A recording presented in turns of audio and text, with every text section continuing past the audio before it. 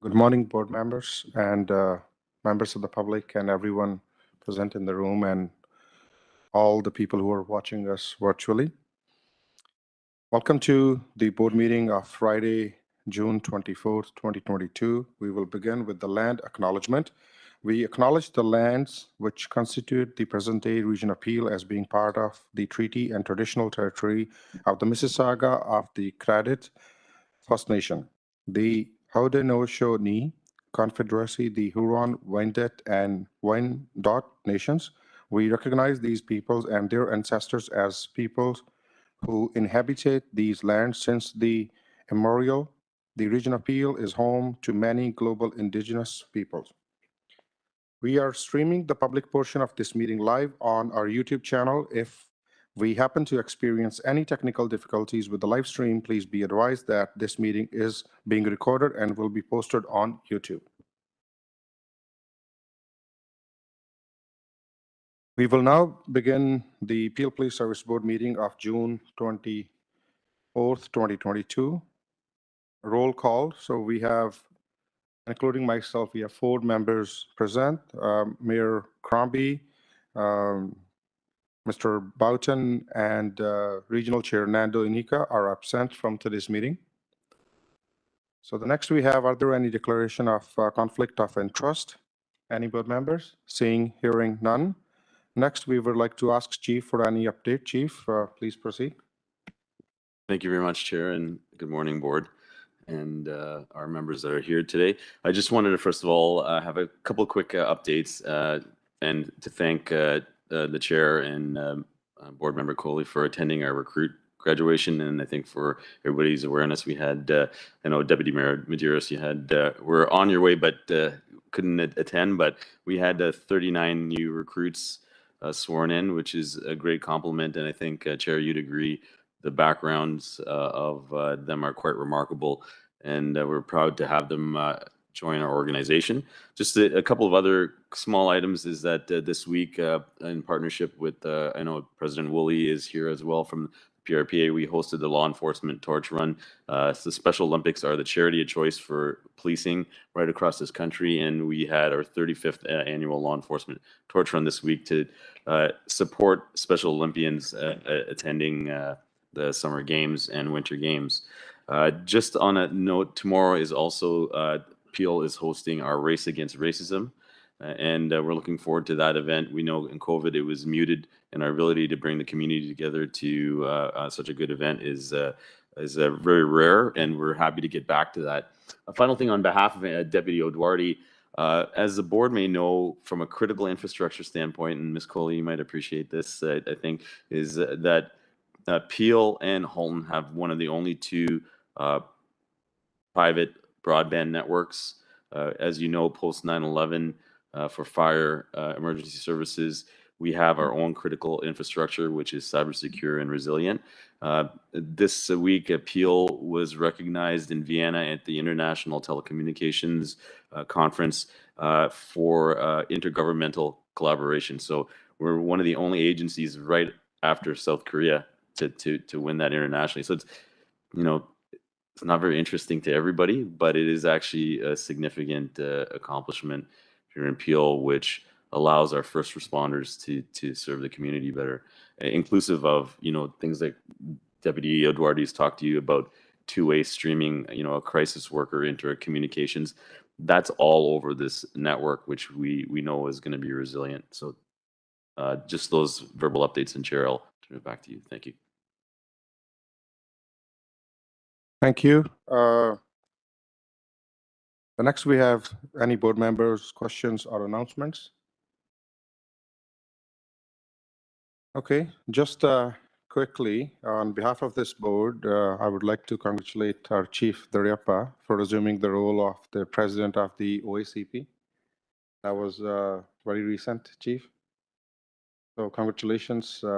This is a big achievement for PRP.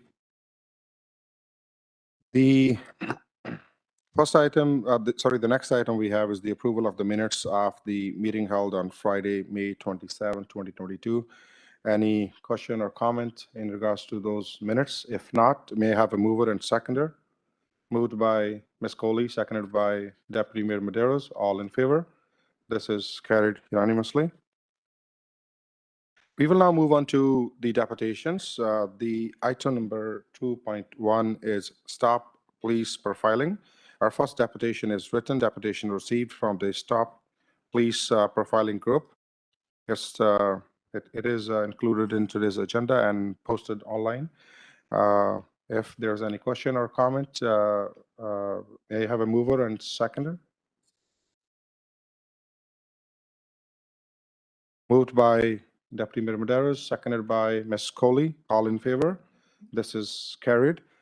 The item number 2.2, we have our second deputation, which is the virtual deputation. Sorry, Mr. Boswald is here. Please proceed, Mr. Boswald. Again, as a reminder for the deputation, you're limited to 5 minutes, and I'll let you know when there is about 1 minute to go. Good morning and welcome, Mr. Boswell.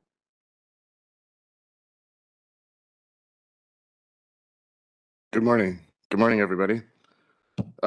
This is not my first time speaking with most of y'all, but with Sumita Kohli, welcome. It's my first time seeing you. So I want to talk about something that is very serious in the Black community.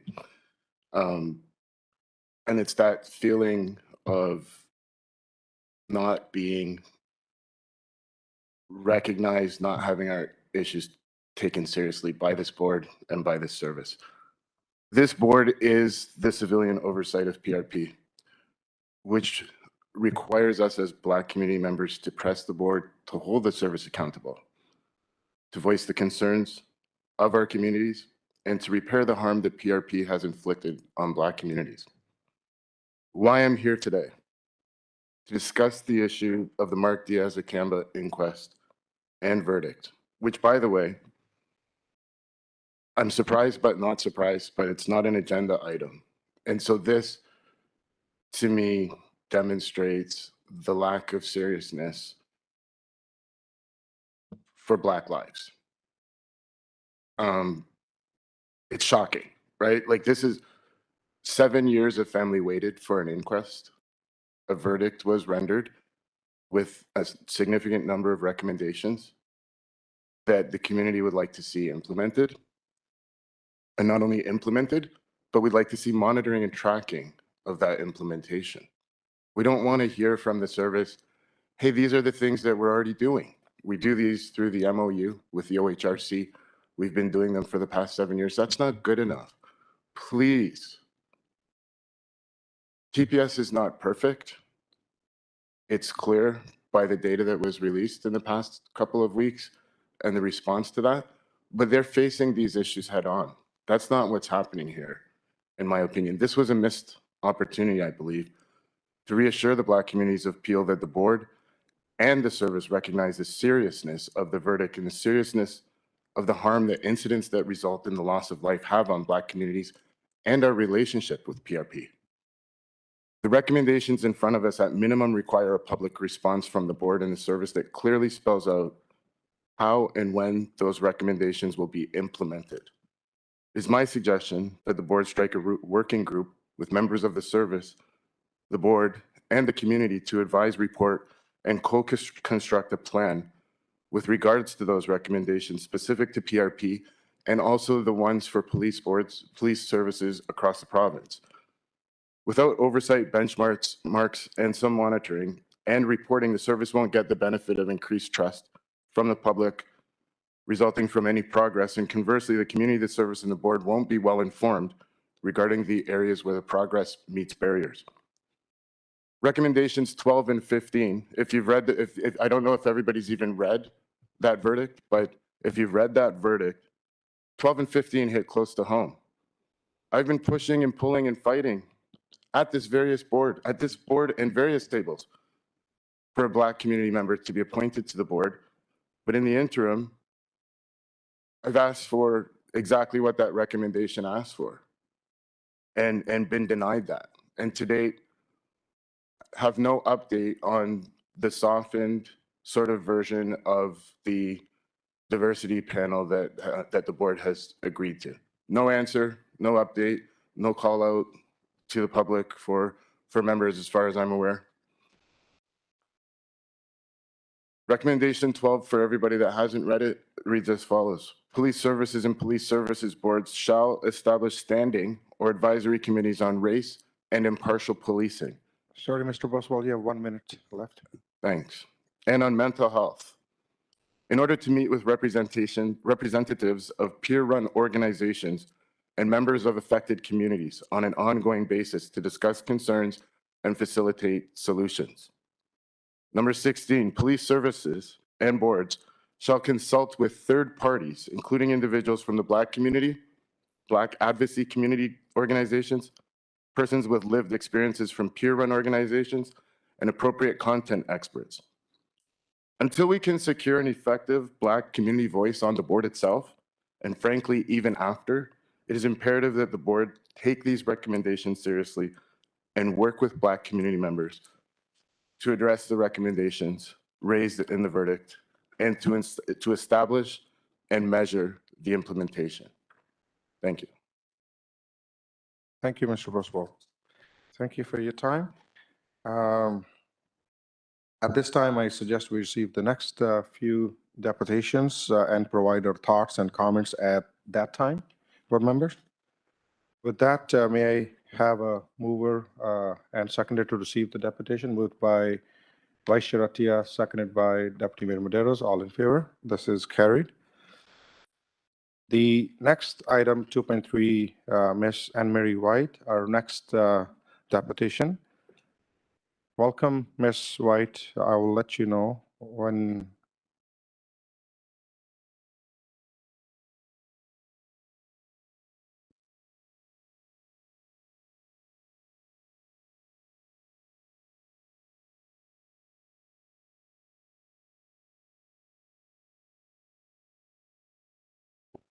Good Good morning. morning, everyone, and thank Yes. you for having me. Thank you. I will let you know, you have 5 minutes as to the previous deputation. I'll let you know when there is a 1 minute to go. I'll be Please. sharing my time with my council.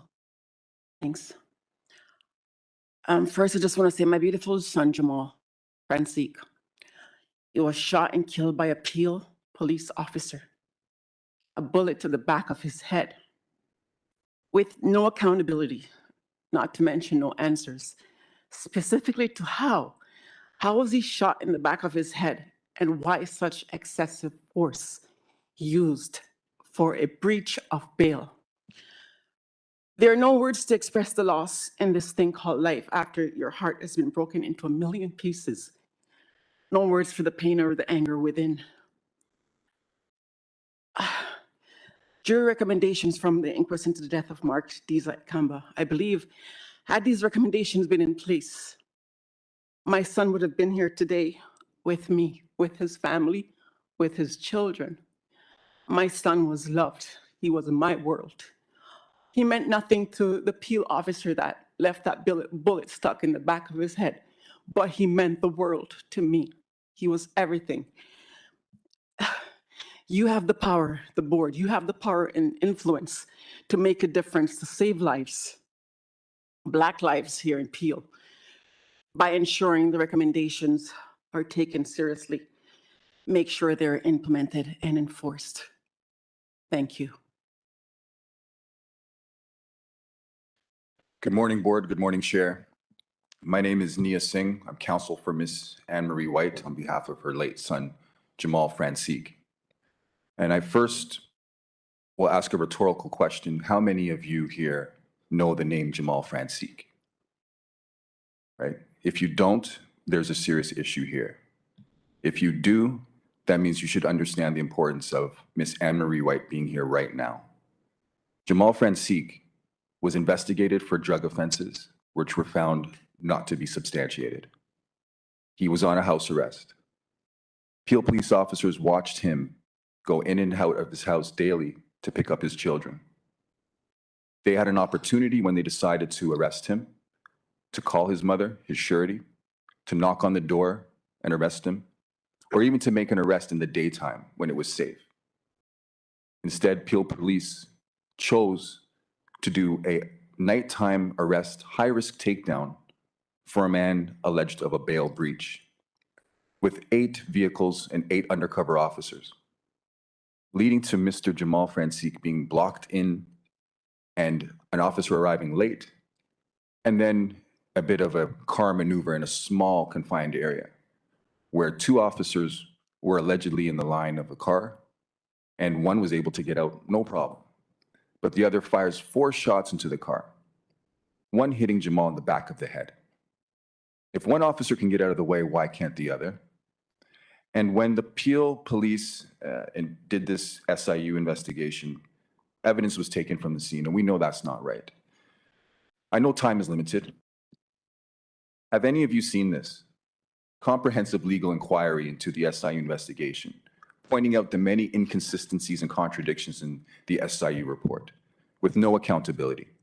If you haven't seen this, you should, and I'm going to give a copy of this to the chair. This outlines exactly what is wrong with how use of force options are mitigated or meted out. But at the end of the day, what you have is a life lost, and your mandate is to ensure effective policing in Peel. This is not a new problem. This is a decades-old problem. In 2020, you've seen multiple people in the community shot and killed by Peel police. There is a problem here, and the board has a responsibility to ensure the community is safe. And I respectfully say to everyone here, the board has failed to do so. The Peel police— Sorry, just a reminder, you have 1 more minute. Thank you. Thank you. Chief, you have a responsibility over one of the largest police forces in this country, and you know the history of violence against Black people. At the very least, when something like this is produced, pointing out all the deficiencies, why hasn't the police or the board demanded that the SIU reopen this investigation? What we want is accountability, right? There may be some of you here who have the right intent, but the system is not allowing that intent to be presented to the public. You owe the public safety. And I can assure you that we will not rest until there's answers and until there's accountability, but we need this board to be part of that. So I really implore all of you to take this seriously, and we will send an electronic copy to anybody who doesn't have it, but a read of this will let you understand the importance, and subject to any questions, I'm available to answer. Thank you. Board members, as we discussed, after a couple more deputations, then we'll commenting on it. So for that, may I have a mover and seconder to receive this deputation? Moved by Vice Chair Attia, seconded by Mr. Medeiros. All in favor? This is carried. Thank you for your presentation, Ms. White, and thank you, the council. Thank you, Chair.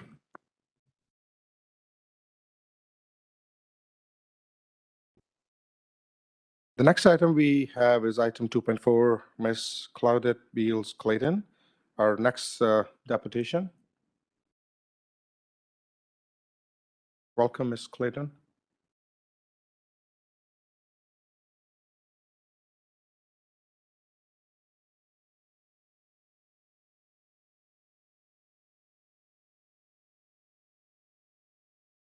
Good morning.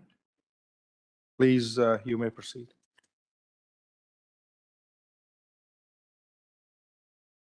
Sorry, 1 second, Ms. Clayton. They are turning your microphone on. Yep. And he'll be doing the talking. Sure. Okay, I'm just, Yeah, okay. he's gonna do the talking.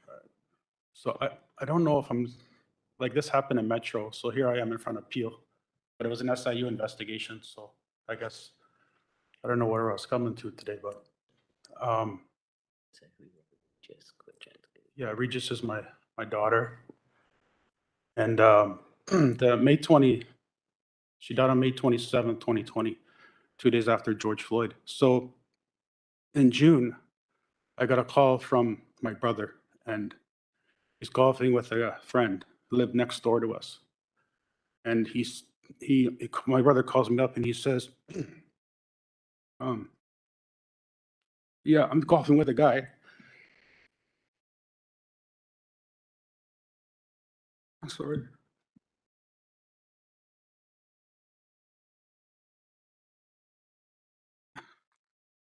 And he heard everything, the screams. And a lot of other couples in the building heard also the screams. I went around the neighborhood. I found people had videos, everything. They never made it into the SIU report.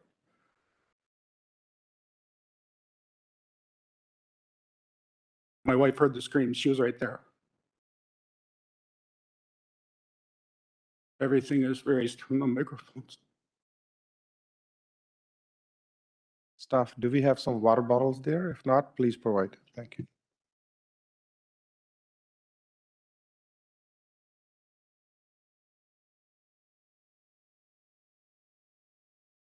Yeah.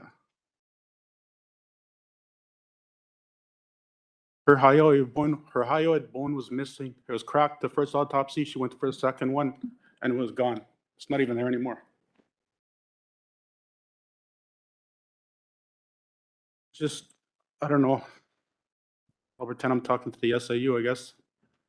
I don't know. Who can help get justice for our family, get justice for my daughter, Regis. Thank you. Thank you. That's all. Thanks. Thank you for coming here today.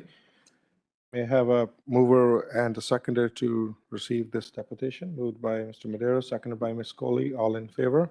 This is carried unanimously.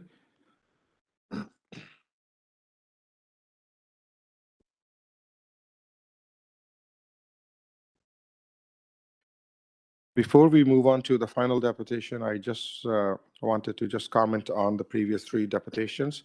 First, let me thank you for bringing these important issues to the board. We will continue to listen to members of our community and encourage the public to use this forum to make deputations to the board and to Peel Police. The board is aware of the recommendations stemming from the inquest. The recommendations will go to the board's diversity and inclusion and will be reviewed by the committee and the chief and his team as well. The board will continue to listen to the community and work with Peel Regional Police and our partners on ways to strengthen community safety and well-being. It's been 7 years since this tragic incident happened. Chief, can you please comment on the changes since 2015, and then I'll go to the board members for their comments. Thank you. Thank you, Chair. And I do want to acknowledge that, tragic event is one which, we are committed to, working together as a team to review and look at the recommendations.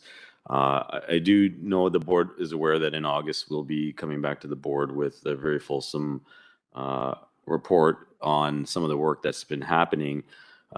Just in the last 2 years, with certainty, I can say, and it's not just as an outcome of our work with the Ontario Human Rights Commission. A significant amount of effort has been placed into strengthening our ability to serve the community in a way that always ensures that we are listening to the voices, but also improving the quality of our training service delivery. I can say just at a high level that if not all the recommendations by now are being remedied through work that we have already done or in the process of doing. I can say the service is committed to the spirit of many of the items that have been identified in the inquest. But Sharon, I'm wondering if you could assist specifically, because I think as it was appropriately identified, there are some specific to Peel that are inclusive of ones to policing in Ontario. But I can say that the August report will certainly highlight, the myriad of activities that have been happening, not just from a, training standpoint, equipping our officers, from a governance oversight, which I know you as a board are deeply intertwined in. Yes, thank you, Chief. So Peel Regional Police did participate in this inquest. We had a number of officers who gave evidence, and we also gave evidence as to some of the changes that have been made already. So when you do look at the recommendations, you'll see that one recommendation was made to Peel directly, which was to investigate expanding the scope of our already implemented mental health team projects that we already have in place with the CMHA, which is our COAST team and the MCERT team. One of the key pieces of evidence at the inquest was that since then, we've taken extensive steps to implement the MCERT team. We also have the Human Rights Commission project, which has focused on training that focuses on a lot of the issues that were raised at the inquest: de-escalation, anti-Black racism training, sensitivity, mental health training.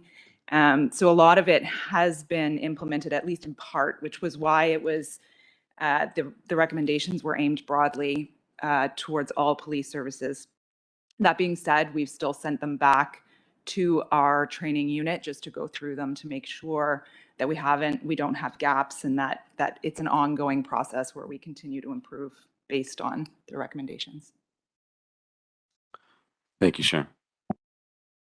Thank you, Chief, and thank you, Sharon. Board members? Mr. Atia? Yeah, please, go ahead. Thank you. Just a lot on my mind, but I'll try to collect my thoughts. You know, to Ms. White, I don't think there's anything we can say or do that can help heal the pain of a mother and a family. But what we do as a board, we can learn, we can listen, and we can try to do better, and you know, brings, you know, changes to make sure our service is better. As a board member, and I can speak on behalf of our board, we're very committed to that objective. And so thank you for coming today and speaking and sharing. I think on the comments from the other deputations, you know, nothing we can do, I think, will ever be good enough, because changing and being, you know, offering more adequate policing to the residents of Peel must always be improved, must always be better. And so it's a continuous initiative by the board, by the service, to always be better for the community. But we are doing a lot, and I think we're you know, I believe we're moving in the right direction. And you know, when things are being done, we need to acknowledge them. So, you know, thank you again for those comments, and we will take into consideration as we move forward. Absolutely, we're listening. I'm listening, and we will consider for these as we move forward. Thank you. Thank you, Vice Chair Atia. Mr. Medeiros, Deputy Mayor Medeiros. Thank you very much, Chair, and certainly echo the comments from my colleague. The delegations certainly are powerful, but also require a lot of reflection and not only personal reflection, but certainly, you know, requires us to, as apparently we are already doing in terms of looking at some of those recommendations that apply to some of the work that we do. And, you know, from a certain perspective, it is, you know, I wouldn't say comforting, but certainly I am, you know, I like to hear that we take these, especially broad recommendations that apply to across the province, but we take them seriously here in Peel, and we look at addressing many of them. So with that said, I would like to move a motion, Mr. Chair, that the recommendations related to, because I know there's a long list of recommendations, and some of them really don't apply directly to us, but I would want that the recommendations related to board governance and policy be referred to our Diversity and Inclusion Committee for consideration, and then the recommendations related to the police operations be referred to the chief for review by Peel Regional Police. And I do know that the chief, he did mention the reports coming back, so I think everything's aligned for us to, you know, have a serious sort of consideration of how we're meeting those recommendations. Thank you, Mr. Medeiros. So is that the motion you have put forward? Okay, do we have seconder for Mr. Medeiros' motion? Seconded by Ms. Coley. All in favor? This is carried unanimously. Thank you. So the next item is item 2.5. This is our last deputation by Mr. Sid Knowles. Do we have Mr. Knowles here? Please proceed, Mr. Knowles, and good morning and welcome.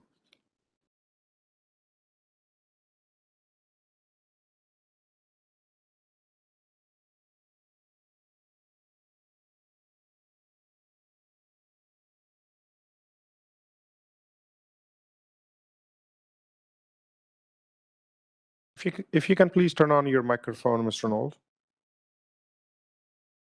Yes, that's good. Thank you. Thank you. My name is Sid Knowles, and I'd like to talk today about human rights. Section 1.2 of the Comprehensive Ontario Police Service Act 2019 states that one of the principles of policing in Ontario is, quote, safeguarding the fundamental rights and freedoms guaranteed by the Canadian Charter of Rights and Freedoms and the Ontario Human Rights Code, end of quote. So let's start there. 1976, Canada acceded to the Covenant on Civil and Political Rights, which is an international human rights treaty. And as an international treaty, all the words in it are given their ordinary meaning, their dictionary meaning, which makes it the covenant very easy to understand. When the covenant states in Article 26 that, quote, the law shall prohibit any discrimination and guarantee to all persons equal and effective protection against discrimination on any ground, such as race, color, sex, language, religion, political or other opinion, national or social origin, property, birth, or other status, it means, according to every United Nations human rights document ever produced, that, quote, the law shall prohibit any discrimination. State parties to the covenant, such as Canada, are required to file periodic reports with the United Nations Human Rights Committee, and Canada in HRI/core/1/ADD.91, paragraph 144, which is available online, states, quote, the Supreme Court has stated that the Charter should generally be presumed to provide protection at least as great as that afforded by similar provisions in international human rights documents that Canada has ratified, end of quote. The word presumed alludes to the presumption in common law that domestic legislation is to be interpreted to conform with international law that a state has agreed to uphold, such as the covenant. So the Charter provides the same protection to the same extent as does the Covenant on Civil and Political Rights, which means no discrimination. Likewise, the Ontario Human Rights Commission is legally obligated to interpret the Ontario Human Rights Code to conform with the Covenant on Civil and Political Rights. But the Peel Police Service and the Peel Police Board fail miserably in safeguarding the fundamental freedoms and human rights guaranteed by the Canadian Charter of Rights and Freedoms and the Ontario Human Rights Code. Under the Covenant on Civil and Political Rights, under the Charter of Rights and Freedoms, under the Ontario Human Rights Code, under the Comprehensive Ontario Police Service Act 2019, discrimination on any ground is prohibited, and the guarantee of equal rights and opportunity is protected because they must, quote, guarantee to all persons equal and effective protection against discrimination on any ground. But the Canadian Centre for Diversity and Inclusion audit, which tries to prove systemic discrimination by using the fallacy of affirming the consequent, calls for illegal and prohibited discrimination. In fact, the audit claims that the idea of treating everyone equally is proof of, quote, minimization mindset. And Peel police officers and employees with minimized minds should be required to undertake, quote, internal self-reflection. Internal self-reflection simply for wanting to be treated with dignity and have their equal and inalienable rights as set out in international and domestic law respected and protected while on the job. The auditor's phrase, quote, the guise of equality, is used to disguise the fact that the audit is demanding the violation of human rights. If the men and women of the Peel Police Service can respect the human rights and fundamental freedoms of people in Peel Region. Sorry, Mr. Knowles, you have one more minute. Please continue. Pardon? You have one more minute to Fine, go, but fine, please that's good. continue. Thank you. If the men and women at the Peel Police Force can respect the human rights and freedoms of all people in Peel Region, while at the same time having their rights and freedoms violated by the Peel Police Service, then these men and women are not just police officers, they are saints. And that would mean that the percentage of saints at the Peel Police Service is higher than the percentage of saints in Peel Region as a whole.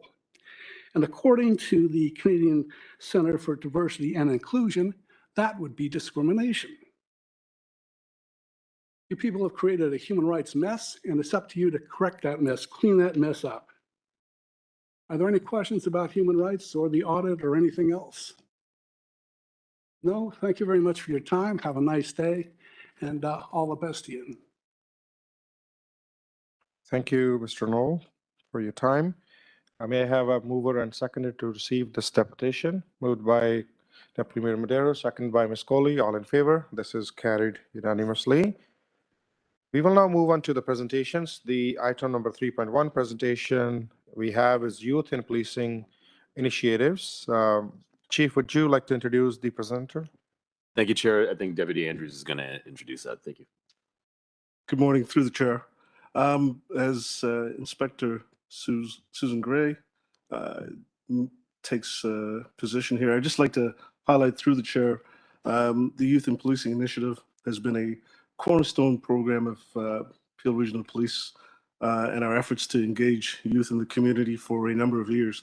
Since 2018, the board has played a pivotal role in supporting that program by funding 5 of the 25 positions that we annually allocate to youth in the community.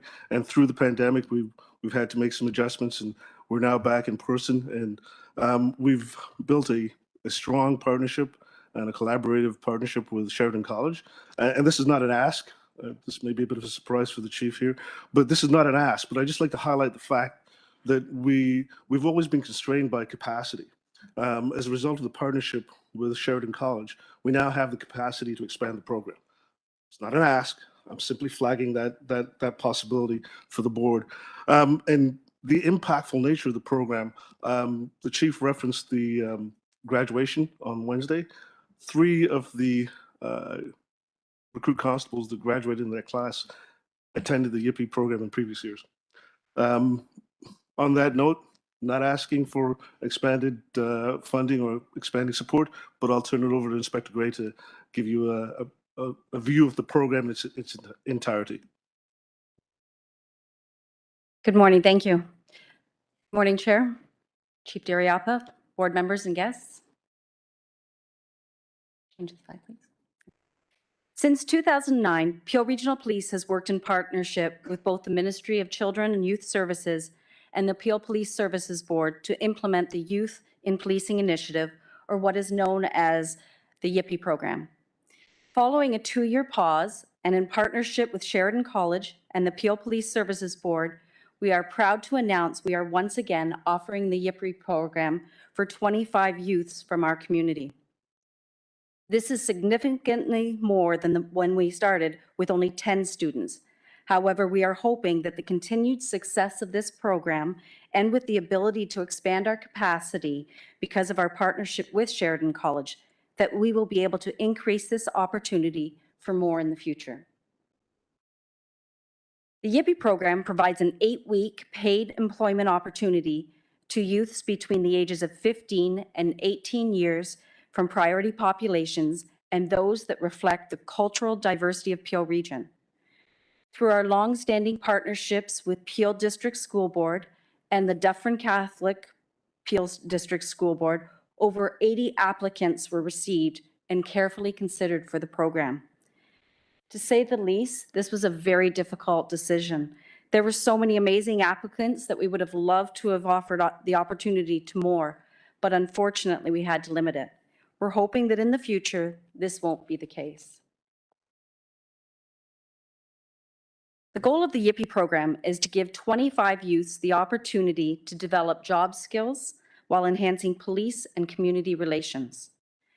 The mandate of the program is to promote youth participation in the work environment through diverse, educational, and productive work assignments, to enhance the relationship between the police and the youth we service, to provide positive employment opportunities for youth, and to promote the Peel Regional Police Service as an employer of choice.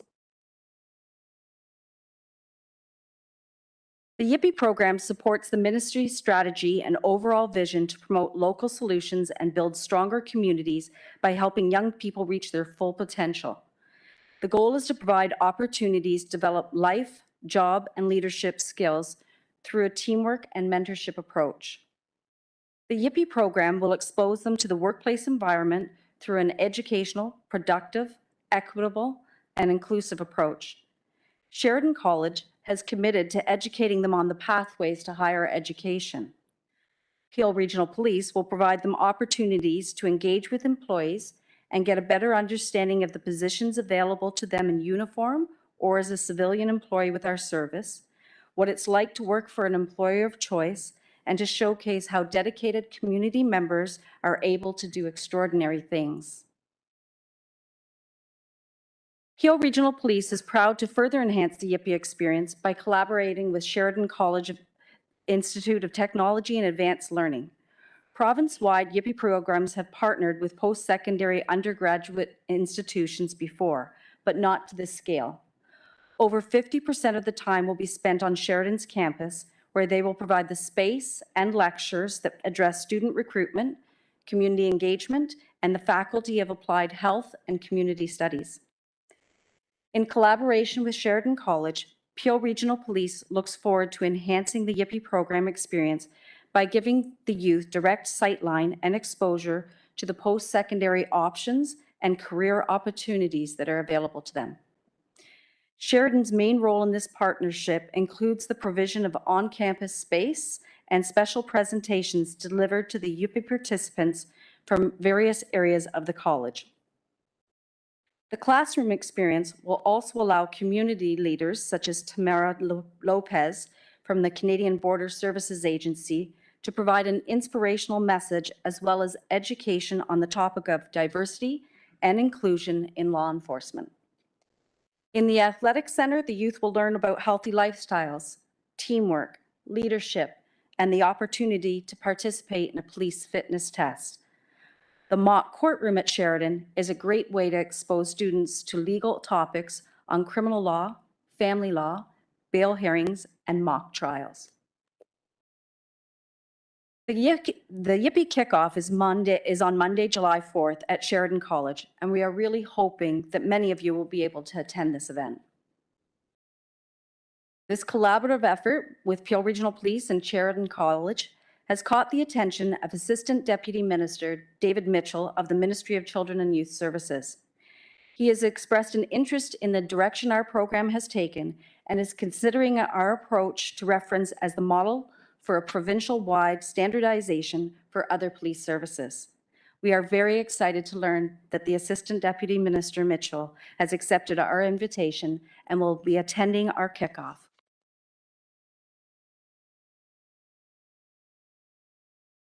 Twice a week, the YIPIs will attend work placements within our service where they will independently assess issues and initiate solutions. The students will develop new approaches to workplace problems and communicate them to their mentor using their effective presentation skills that will be delivered and evaluated through their program. The students will receive mental health awareness, occupational health and safety, CPR, and first aid training. They will also attend leadership and diversity training, self-awareness and emotional intelligence workshops, and financial awareness guidance. Volunteering and giving back to your community gives you the opportunity to work through real-life challenges and make meaningful change. Volunteering means you can make a difference, not just in the lives of others, but in your own life journey as well. The youth will be given this transformative experience with the Salvation Army. In collaboration with Sheridan College, Peel Regional Police looks forward to enhancing the YIPI program experience by providing pathways for youth to grow and pursue opportunities for career and personal development. This program also enhances the link between the police and the neighborhoods we serve. This initiative gives young people an opportunity to develop job skills while fostering positive partnerships with Peel Regional Police. We are so excited to be welcoming back the Yippee program to our community, and we hope that you share our excitement and join us to welcome our students to the program on July 4th.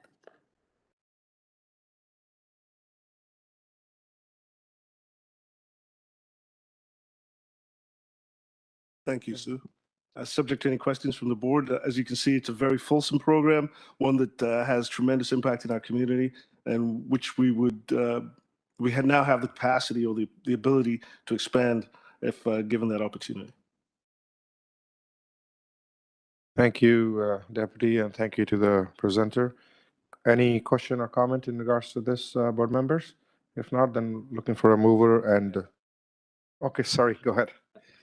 Yeah, and thank you, and thank you, Deputy Chief Andrews,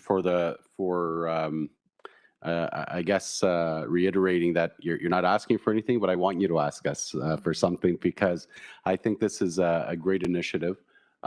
Anytime that, and I just broadly, anytime you can give this type of experience and exposure to young people, because I know myself, one of the questions I get, and it was surprising ever since I got appointed on the board, is so many people wanting to know what should they do to prepare themselves if they want to get into policing. And they're always sort of, and I'm not talking about those who are just trying to go, the older ones who are trying to get into the police academy, et cetera. It's even young folks in high schools and so on. People, it's one thing I talk about what I do, and when I mention on the police board right away, I'll have folks, students hanging around wanting to speak with me and trying to look for advice. So that tells me there's a huge need out there in the community. There's a huge interest in the community. I also, just on a side note, I would love as a board to have some exposure for them to understand some of the process, the job that they do, regarding the services, but also understanding a little bit the system. So, I'm just putting it out there that maybe even sort of an opportunity for a board member or the chair and the vice chair or so on to go and meet with some of the, through the program to talk a little bit about what their role is, because again, it's a complex system for those who don't understand it, and it'd be great for them to sort of get that bird's eye view and understand, some of that stuff that goes on there. With that said, if we can expand it, I would love to, move it today for us to look for the opportunity to expand it. The more opportunities that we get, I just want to ensure, and I'm sure, from, I guess, what I saw in the presentation, that there's cross-sectional representation, opportunity, and especially we're getting the opportunity, especially those kids, not in a certain term, but I see that with the youth programs and that I was involved in before. Usually it's, quote unquote, the keeners who get involved in youth programs and youth internships, and I've gone through youth internships in a previous life, but I would love to see, those who are not so engaged, how do we engage them to look at this as an opportunity and give them the same opportunity that, others maybe would have. I know there's a lot to unpack there, but just very excited about this program, very excited about the initiative, and please, maybe, Chair, I'll look to you for us to consider, maybe refer this to budget for us to look on how we can expand it. So I would invite, a solicitation. I would invite a proposal to be brought forward on how we can expand the numbers if this is, that successful.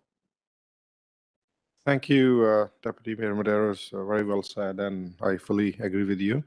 Do we have any other comment from the board member? Ms. Coley, please go ahead. Yeah, I want to echo as well what was just said. It's an excellent program. And one thing I do like is that volunteerism is part of the program.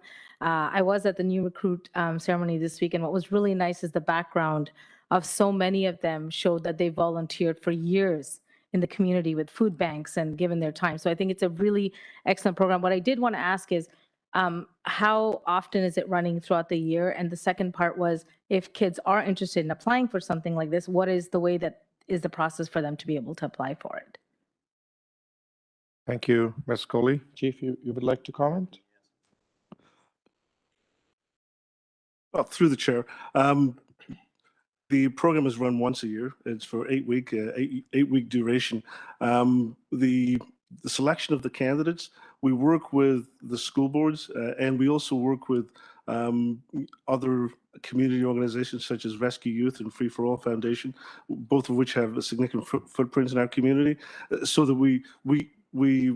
I don't like using the term, at-risk youth, because that's not the case. We're looking to support youth across the spectrum in our community. And your second question was? Was expanding it, I'd like, refer this to budget and come back and tell us how we can wrap this up. Well, it's not a quid pro quo. We will make space for the board to be able to interact with the class and the participants, and we're more than happy to bring forth a presentation with some numbers around it and some structure around it to the board to make that request. Thank you, Deputy Chief. And then we have Mr. Serpe would like to comment on it. Thank you. I think I just wanted to top up at the highest level and thank the board for their interest and willingness to build into this space.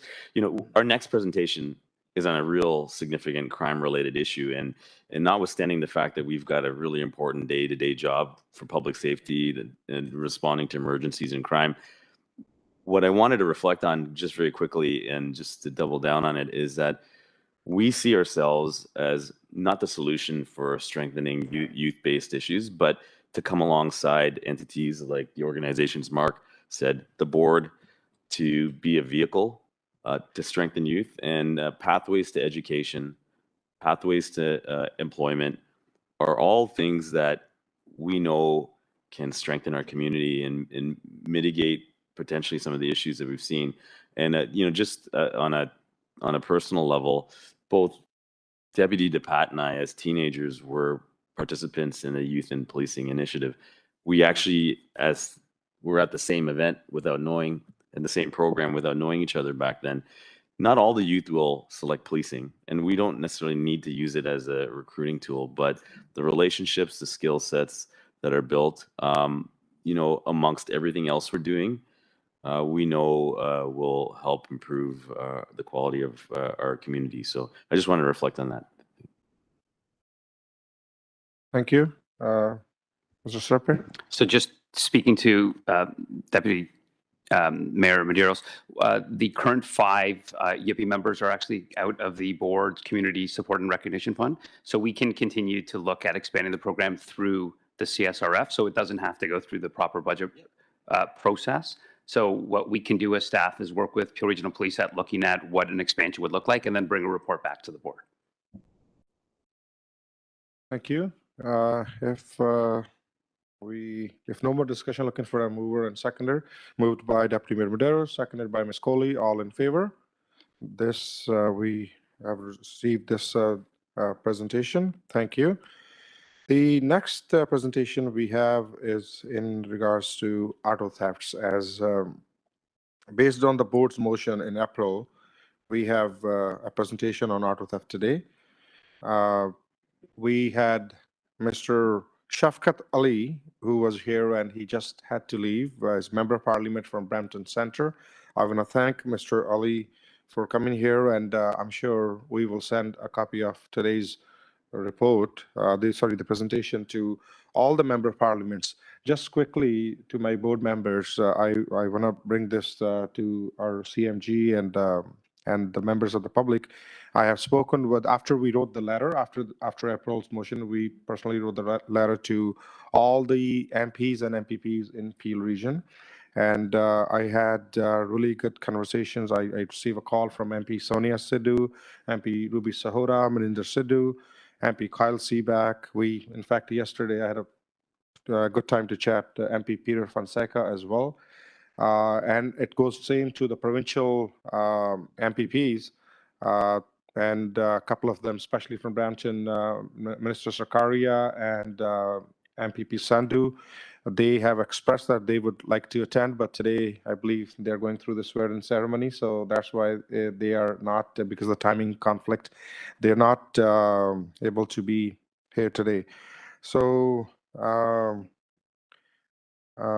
Chief, would you like to introduce the presenters, please? Sure. Thank you, thank you, Chair, and we thank you and the board for putting this front and center. We know the community is very interested in it. So, with that, I think Deputy Milinovich will introduce our presenters.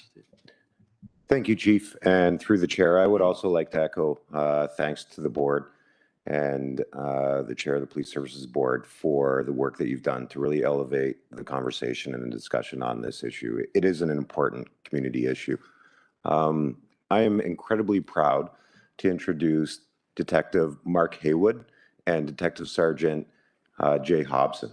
So these two fine gentlemen here represent our commercial auto unit, which I would also like to share is one of the only commercial auto crime units in Ontario.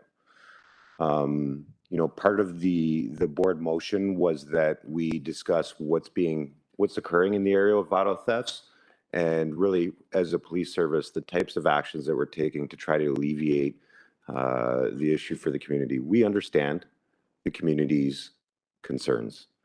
We take the reports, we understand how intrusive it is, and you know, you've heard me say this before, we're responsive. I really believe that we're responsive to those concerns. And again, I just want to thank the board for highlighting those concerns, because we do take them seriously and we take every step we can, which you're about to hear, in order to make sure that we organize ourselves in a way that allows us to respond to those concerns. Just before they get into the presentation, I think it may be helpful because, you know, the two issues often get conflated. I'm happy to answer questions on either of them, but Detective Sergeant Hobson and Detective Haywood will be providing a presentation on stolen autos. The other concern that we quite often hear about are what's commonly referred to as carjackings. The difference between the two, just for clarity, carjacking occurs when someone takes a car. Essentially, it's a robbery. It's through the threat or use of violence. This presentation and a lot of the conversation that will be denoted by the presentation relates to auto thefts. And those are the cars, the relay thefts, the unfortunate incidents where people wake up and their cars are gone from their driveway. But again, I'm happy to answer questions on either of those issues. I just wanted to delineate between the two. And with that, I will pass it over. Good morning, and thank you very much. As mentioned, we'll be speaking on the auto theft reduction strategy. Just a very brief background. Our auto unit, our commercial auto unit, is one of two in Ontario and has been in existence for over 25 years. Our commercial auto theft unit consists of one detective in Mark Haywood, as well as 5 constables, and we are supplemented by the all 4 divisional auto theft units, which consist of 1 detective and 4 investigators. I'll just go through briefly the mandate of the Commercial Auto Crime Bureau. It's not limited to investigations of auto theft. They're also responsible for the investigations into exporters and importers of vehicles, shops, dealerships, auto wreckers, heavy equipment thefts, tractor, trailer, and load thefts, aircraft thefts, boats, boat motors, and boat trailer thefts. We're not just limited to the investigation of criminal activity. We also liaise with divisional auto theft units, partner agencies, the auto industry, and the private auto theft security companies. Additionally, we conduct lectures on emerging trends and make presentations when requested at conferences within the region and internationally. Finally, members of our Commercial Auto Crime Bureau are responsible for the identification of stolen vehicles, re-VIN vehicles, and expert examinations of seized vehicles. Next slide, please. As the statistic displays and indicates, we have seen an increase in auto thefts in the region this year over 2021. This trend has been consistent since 2016. In Ontario, and specifically in our region, the top 5 vehicles have been the Honda CR-V, the Lexus RX 350, the Land Rover Range Rover, the Toyota Highlander, and the Ford F-150 pickup truck. How are these vehicles being taken? They're being stolen in several ways, some sophisticated and some basic. In most cases, the door locks are defeated using a screwdriver or other instrument where they access what's referred to as the OBD port. That's the onboard diagnostic port. It's the port most mechanics would use to find out when you have that light on your dashboard Once they access that, they use a piece of equipment where they're able to reprogram a key fob. Once that key fob has been reprogrammed, they can use that to enter the vehicle or drive away with it. Another sophisticated method is by the use of a piece of machinery that costs somewhere in the neighborhood of $15,000 to $60,000. It is available online. It is used to intercept a radio signal emitted from the key fob within the residence. Once that signal has been intercepted, it's put into a blank key fob, allowing them to access your vehicle and steal it from your driveway. And this is what the deputy chief had referred to as a relay attack. Less sophisticated are warm-up thefts or thefts of opportunity. These are your general citizen leaving their car warmed up to warm up in the winter, or attending a corner store and leaving their vehicle running. Should be noted that we are seeing that very few vehicles that are being stolen are employing the use of a secondary aftermarket security system or a device such as a steering wheel club. We have noticed over the last 3 weeks, though, in going through our work list, a marked downward shift in the theft of Toyota products, including Lexus. We believe this is a result of the efforts of law enforcement to educate the public on vehicle theft prevention. Next slide, please. Everyone is familiar with the community safety and well-being model. We'll speak of how this is incorporated into the commercial auto crime strategy. There's 4 areas: incident response, risk intervention, social development, and prevention. Incident response, we use Commercial Auto Crime Bureau, the Divisional Auto Crime Units, Directed Uniform Patrol, and Joint Forces Operations, which will include task forces and projects. There's also the risk intervention, which is the collaboration of other law enforcement agencies, because we know it's not, auto theft is not just tied to our region, but is significant within the GTA, Ontario, Canada-wide, as well as throughout the world. We also use the assistance of Equité Association, which is was with Insurance Bureau of Canada. Equité assists a PRP with trends and types of vehicle thefts. We also have investigators that investigate refinning and falsely registered vehicles.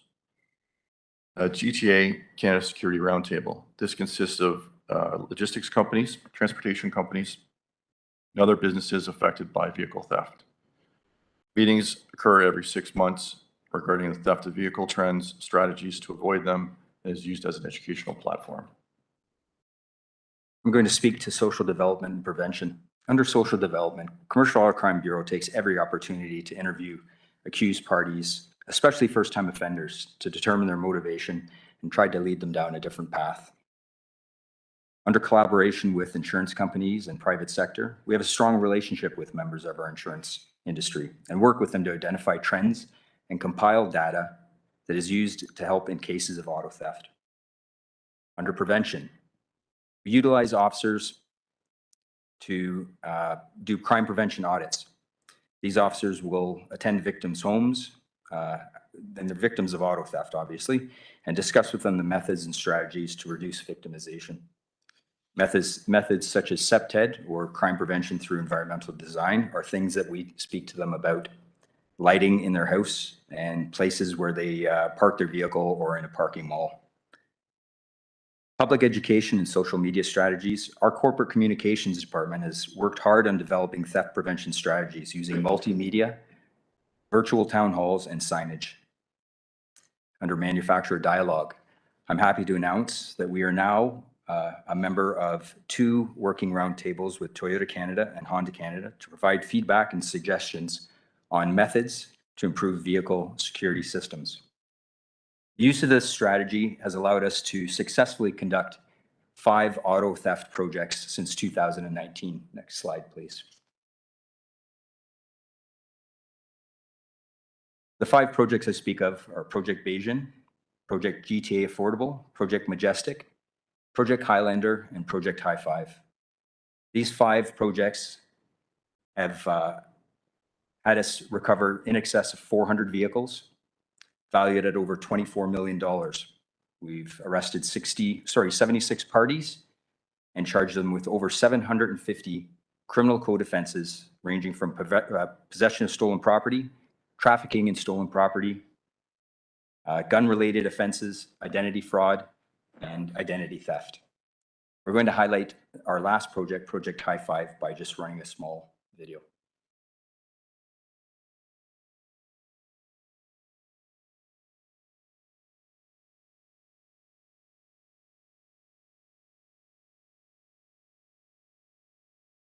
Maybe.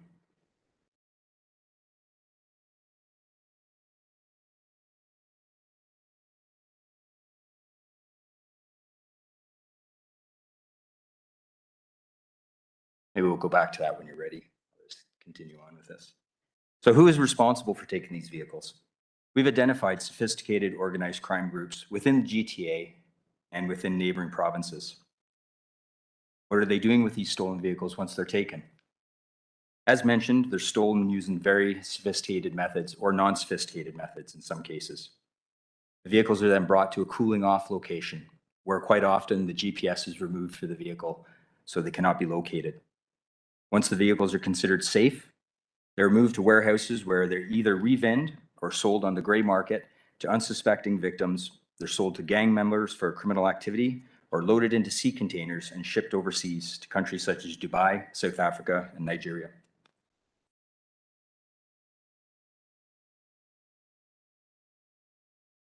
No video?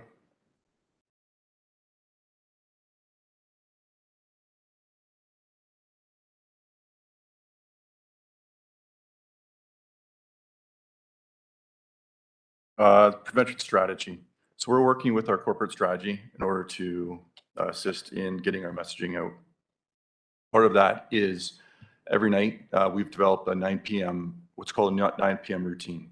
So all social media platforms, messaging will go out that reminds registered owners to park in well-lit areas, remove all valuables that are visible in the vehicle, and secure your vehicles. This messaging is also being displayed on the Brampton Garden Square LED display at the four corners. Key component is prevention. Communication strategy is able to reach hundreds of thousands of people through various methods such as media, town hall meetings, community outreach, and awareness. Two other methods we've developed is we've made door hangers that are distributed throughout the community. This was an initiative through our 11 Division Auto Theft Unit. Those door hangers are put in areas of high risk, explaining how you can avoid having your vehicle stolen. And secondly, we've generated this placard you can see at the end there. That's been distributed by our auxiliary officers and at corporate events or events throughout the city. Next slide, please. Prevention strategy continued. This ties into the previous slide. Our social media plan is promoting a number of posts and key messages. The 9 p.m. routine as mentioned, virtual community town hall meetings, shared communication with stakeholders, and community messaging. One of the updates from the community virtual town hall is that there's been an increase by 41% in attendance for these meetings. We've also been, as mentioned, partnering with Toyota, which is also creating opportunities with other manufacturers. These town hall meetings are held every 3 to 4 months.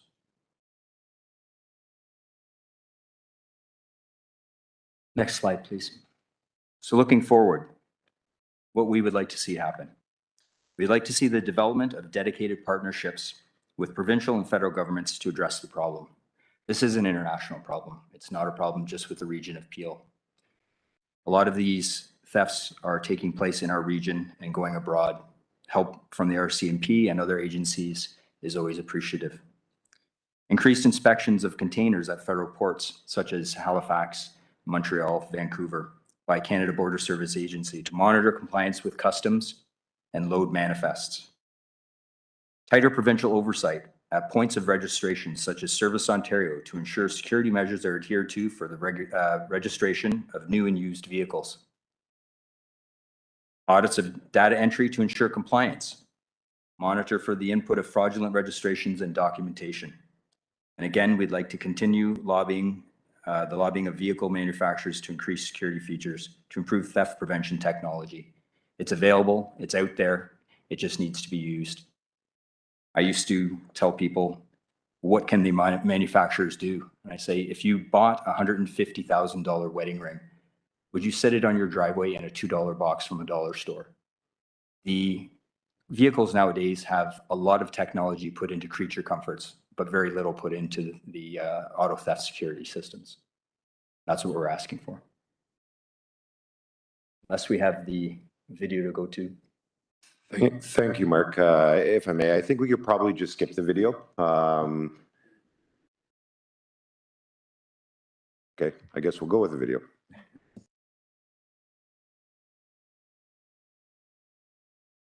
And maybe while we're sorting through some of the technical difficulties, there's a couple of things that I think, I'd really like to highlight from within the presentation. First is really the application of the Community Safety and Wellbeing Plan. This team and our service has been incredibly successful at joint forces operations, but that's traditional policing. It definitely has provided dividends. We're holding people accountable, recovering vehicles in substantial quantities, and helping to address the problem. But alone, by itself, it's not the panacea to solving the issue of auto theft in the GTA. What you've heard here today is an emphasis on education, so the prevention piece. It is incredibly important that our community understand how they can protect themselves and the small things that they can do to prevent themselves from being victimized. And, part of that education strategy was communication, which, as we know, is crucial. In addition to the hundreds of thousands of people that this team has reached through differing types of medium, members of the Police Services Board are sharing that message too. So we really appreciate that. And, we are starting to see some of those dividends. A decline in the #1 theft of Toyota products over the course of the last couple of weeks is a really important thing to consider. So I think it is having some movement. Thank you.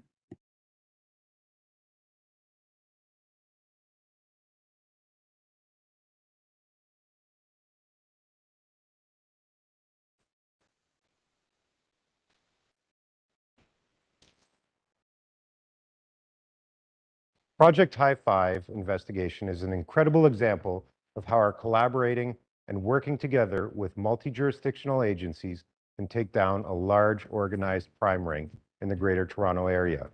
High Five was as the result of the top 5 stolen vehicles that were affecting the Greater Toronto Area and the province of Ontario. Investigators came together and collaborated in an effort to try and stop and thwart these vehicle crimes. The Joint Forces operation broke open one of the most prolific vehicle theft operations in the GTA and recovered more than 200 vehicles with an estimated street value of over $11 million. With a coordinated plan, numerous search warrants were executed and over 300 criminal charges laid. High Five was a very successful investigation as a result of the partnerships with the collaborating agencies that joined in. And we're still not done with our investigation. We're going to be investigating further in relation to the key suppliers that may result in further arrests and criminal charges down the road. The reality is, this isn't the end of the investigation, but the beginning of a partnership between us and our community to do everything we can to prevent vehicle theft from continuing to impact our community safety.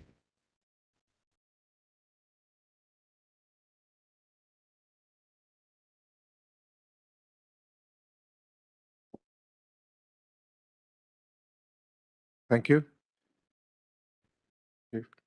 Thank you, Chair. And I want to thank our team and thank your rest of your team for the diligent work. We know that this doesn't stop at our borders, and your ability to work with other agencies is extremely important.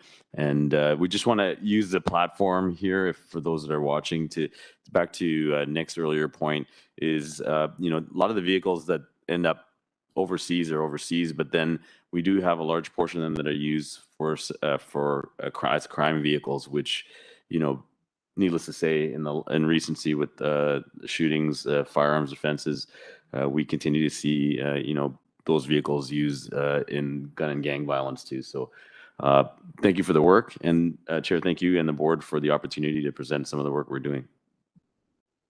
Thank you, Chief, and thank you for the presentation. Board members, any comment, questions? For sure, as we discussed in the past, and I got the opportunity to go to some media and where the members of the public directly shared their experiences. And this is really painful and traumatized to see, especially in COVID, how there's a shortage of vehicle throughout in the industry and the parts. So when someone lose the vehicle, it's a big hassle for the families to go through.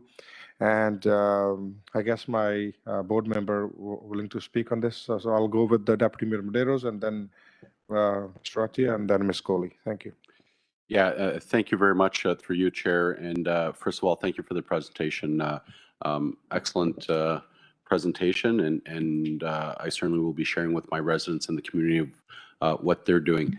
A couple of things I think it was important that you stressed. One is the interconnectedness of this actual crime with other criminal activity, meaning this is not in isolation. It's not just stealing a car. Stealing a car, you know, especially those who are doing it, are part of, you know, organized crime, which they're committing other crimes. So this is not, it's a very sophisticated, as much as the act of the stealing, you know, sometimes you might just think, well, they just took my car, and you think about that in isolation. But when you think about what it's connected to, what this is part of, that bigger sort of picture, I think it speaks to the severity of this type of crime. The other aspect, which is very encouraging, and maybe you can comment on the willingness of Toyota and Honda to come forward and bring you on board, because, you know, skeptics in the community, or, you know, I personally would think that, you know, car manufacturers, yeah, they'll you know, pretend to be, but, you know, the case being point that their cars are being sold more, or they're producing more cars, you know. So, you know, the skeptic in me would be like, yeah, they're not taking this as seriously as they should. But if you can just provide comments, you know, that maybe relate to us how important it is to the car manufacturers to sort of improve safety in their vehicles, from the experience that you've had with those two in specific. Absolutely. Thank you for the question.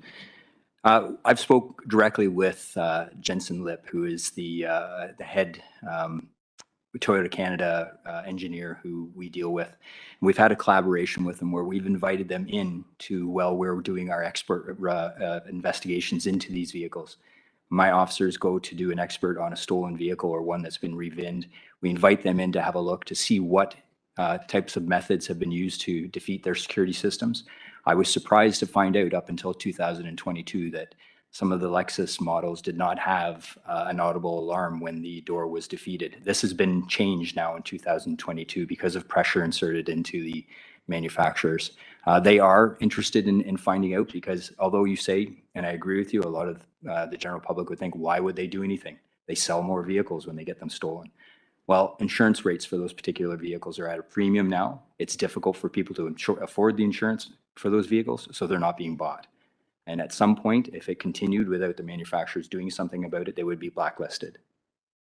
Yeah, and thank you very much. It's you know, encouraging, and hopefully other car manufacturers will come forward, and knowing the work that we're doing with those two specifics. So it would really, you know, be good to keep highlighting our you know, the work that you're doing with them, and hopefully, for lack of a better term, get other ones that want to jump on board. And also, you know, because it is frustrating. I could tell you from a community sense, and you know, especially in Brampton, and maybe you can, I know there's some strategies you suggest, is, you know, it feels like now, you know, in the community I live in, it seems like everyone's policing every day whoever drives by. And some of these are probably innocent drive-bys, but that sort of magic period between sort of 1 to 4 in the morning, or 2 to 4 in the morning, does that, are there any stats that suggest that's sort of that, you know, pinpoint where they're coming to neighborhoods? And I find it, you know, from some of the camera footage that neighbors have shared, it is so nonchalant. Like, we're not talking about,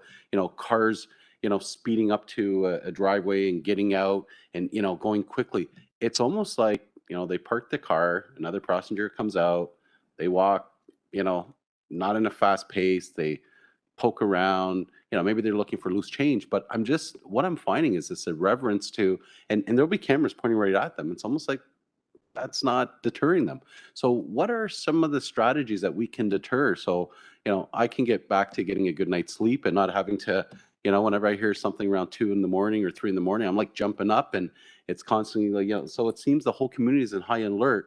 Once one car gets stolen on the street, it just puts everything out of whack, and we start, being suspicious. Who's walking in the neighborhood? Who's driving by? Are they, so it just puts the community in, and that's what, the act itself is one thing, and I think Chair Chada, who I want to recognize his leadership on this issue, really impacts our community, right? And so I know there's a lot. I keep throwing a bunch out there, but one is the strategy. The other is that, do you have stats on the time period? Is there trends that you're noticing on the communities, the streets that they're hitting, what time, who's doing it, those type of things?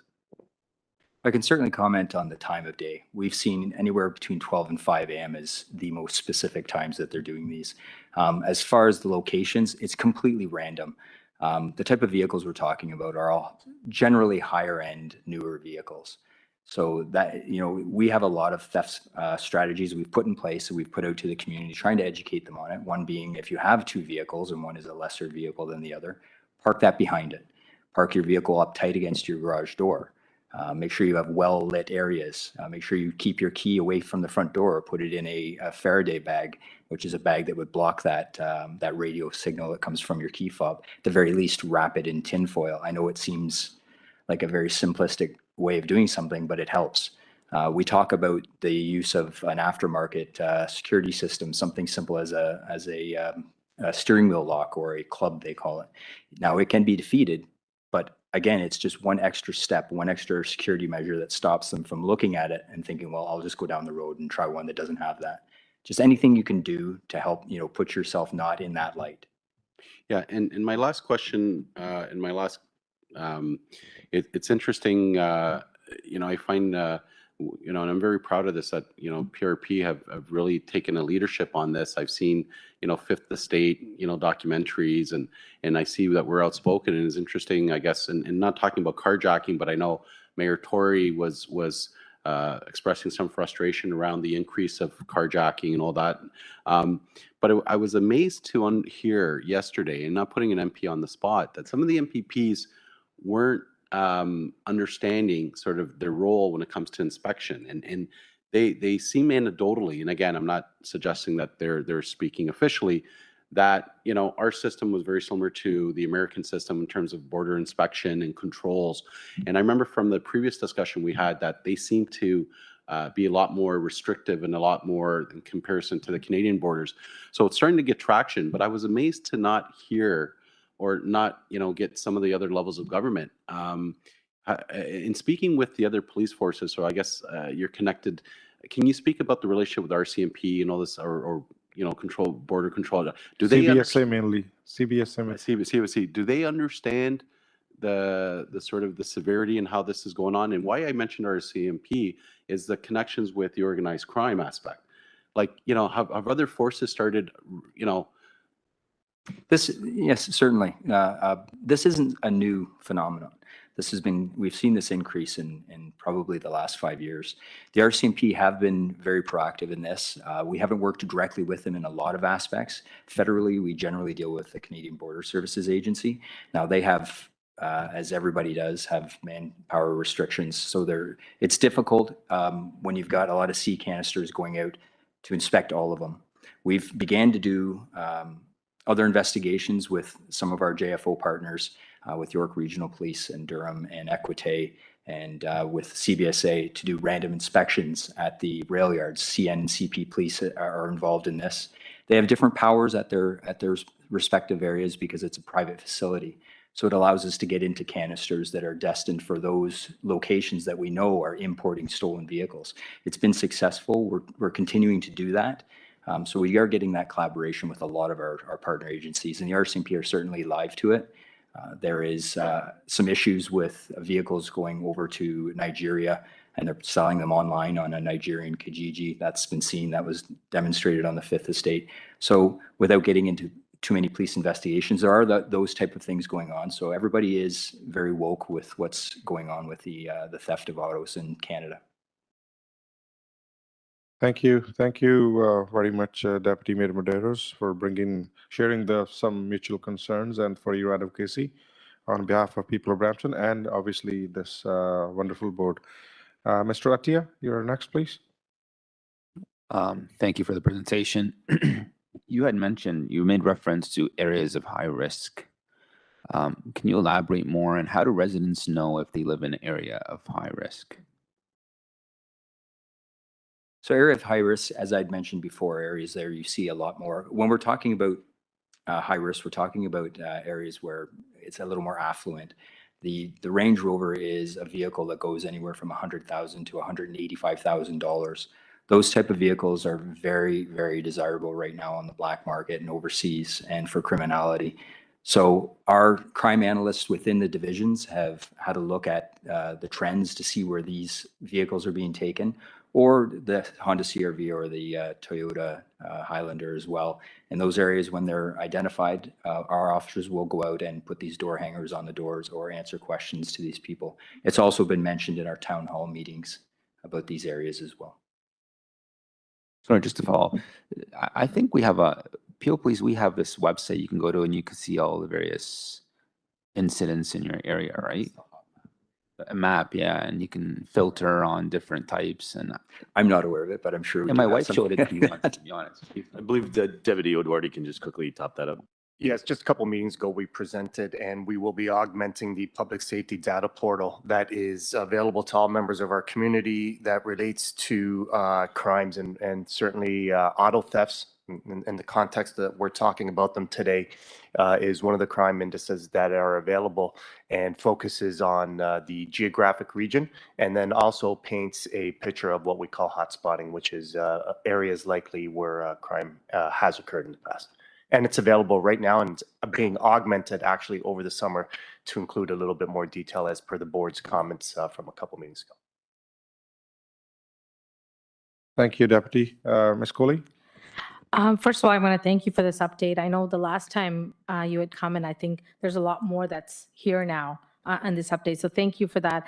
I know that I mentioned this before as well to you. So I think what's happened is, and as things go viral and they're easily accessible footage and with the cameras, I think there's also a sense of panic, right? Because I think sometimes there's perception and then there's reality of stats, but perception is kind of what leads sometimes the way we think. So I think one of the things I'm really happy to see is some of the things you've shared today that are talking about what we can do to prevent. I know you talked about the club. I know we've talked about the Faraday box. I know there's other things that you've discussed. I can't stress enough more and more of that to get out. I like that you've got the door hangers that you're talking about. You're going out into the communities. I can't recommend that enough, that keep doing more of that. I think that helps people. I think a lot of them are thinking about this. I know many homes are having it. I know my home's having this conversation. What do we do? How do we prevent this? So I think some of the things you've shared today might just reassure to say some of the steps they're taking are accurate. So keep doing that more and more. I think I'd like to see more of that out there as well, of just education of prevention. But thank you. This was a great update today. Thank you. Thank you, Ms. Coley. Just a couple of last comments at the end, if no one has. When we brought this motion in the April, it's not that the problem is only here. It's a bigger problem than anybody think. I personally been reached out by many members of the public, especially when the map shows that over 400 vehicles get stolen in 30 days in Mississauga and Brampton. And this is concerning. It's not that only we have a problem. There's nothing wrong in addressing and acknowledging that this is the bigger problem. And that's what we did. I personally tabled that motion with the help of our board. And thanks to our deputy, Nick Milanovic, who I had numbers of discussions and how I got more educated about this problem. And I went out to the media. One gentleman I met at the event a couple of weeks back, his vehicle got stolen, Airport and Queen Street area, not too far from here. And they bypass the system right away, the people who stole the vehicle. Luckily, he had an air tag in the vehicle. and get that. That's how he could locate that vehicle is sitting at this body shop in Mississauga, and he contacted Peel Police, and proactively police went, and he was able to recover the vehicle. So the gentleman thanked me actually for the wonderful work PRP is doing to work with this. What I personally noticed that there are greater efforts this wonderful police service is doing for the residents. I have personally reached out to every possible member of parliament in this region, and Mr. Medeiros has done as well. And I want to thank them who are really positively working with us. But I want to send this message very strongly that I will be continuously going, this board will be going out and asking for help from our partners.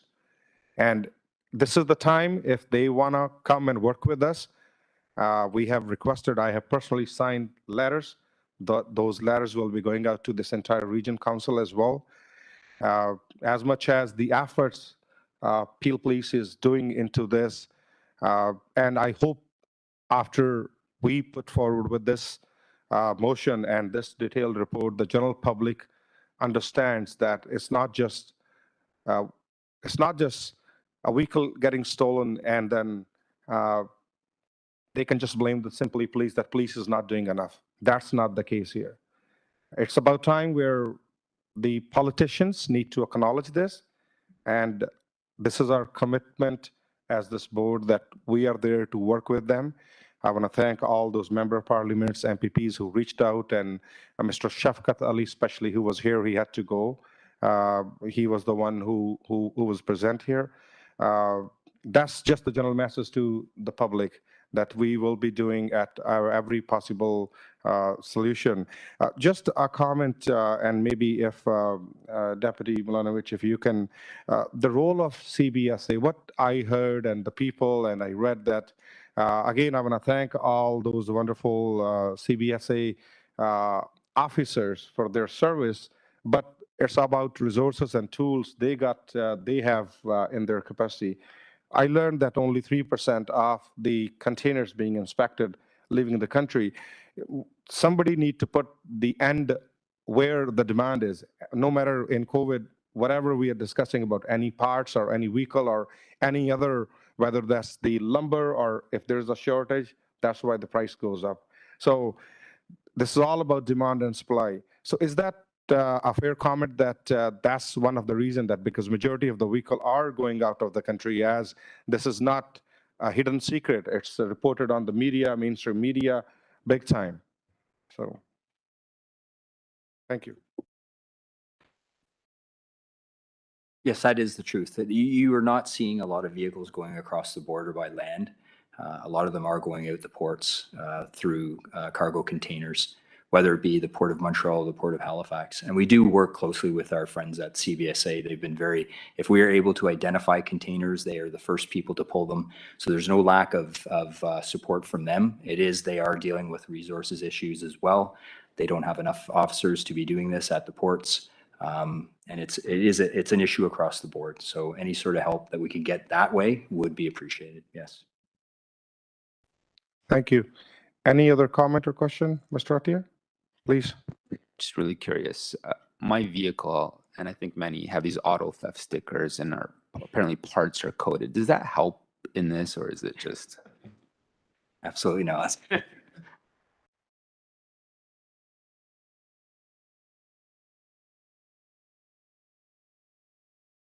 Any other comments or any other question by anyone on this board? You would like to move, Mr. Medeiros? So Deputy Medeiros moved this presentation. Do we have seconded by Mr. Attia? All in favor? This is carried unanimously. I want to thank for this wonderful presentation and looking forward to talking in the future. Thanks to Deputy Milanovic, thanks to Chief for working on this. And this is something we need to continuously working till we achieve something. Otherwise, this number will keep going up. Thank you very much.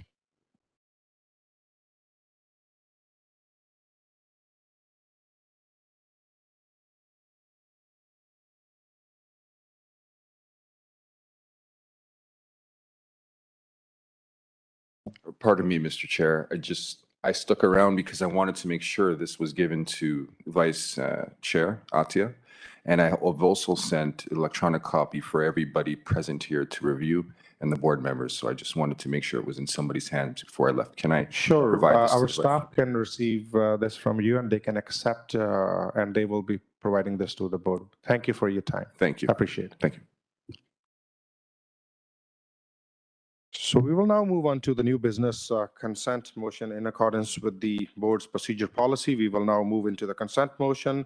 For the consent agenda deals with the item considered routine.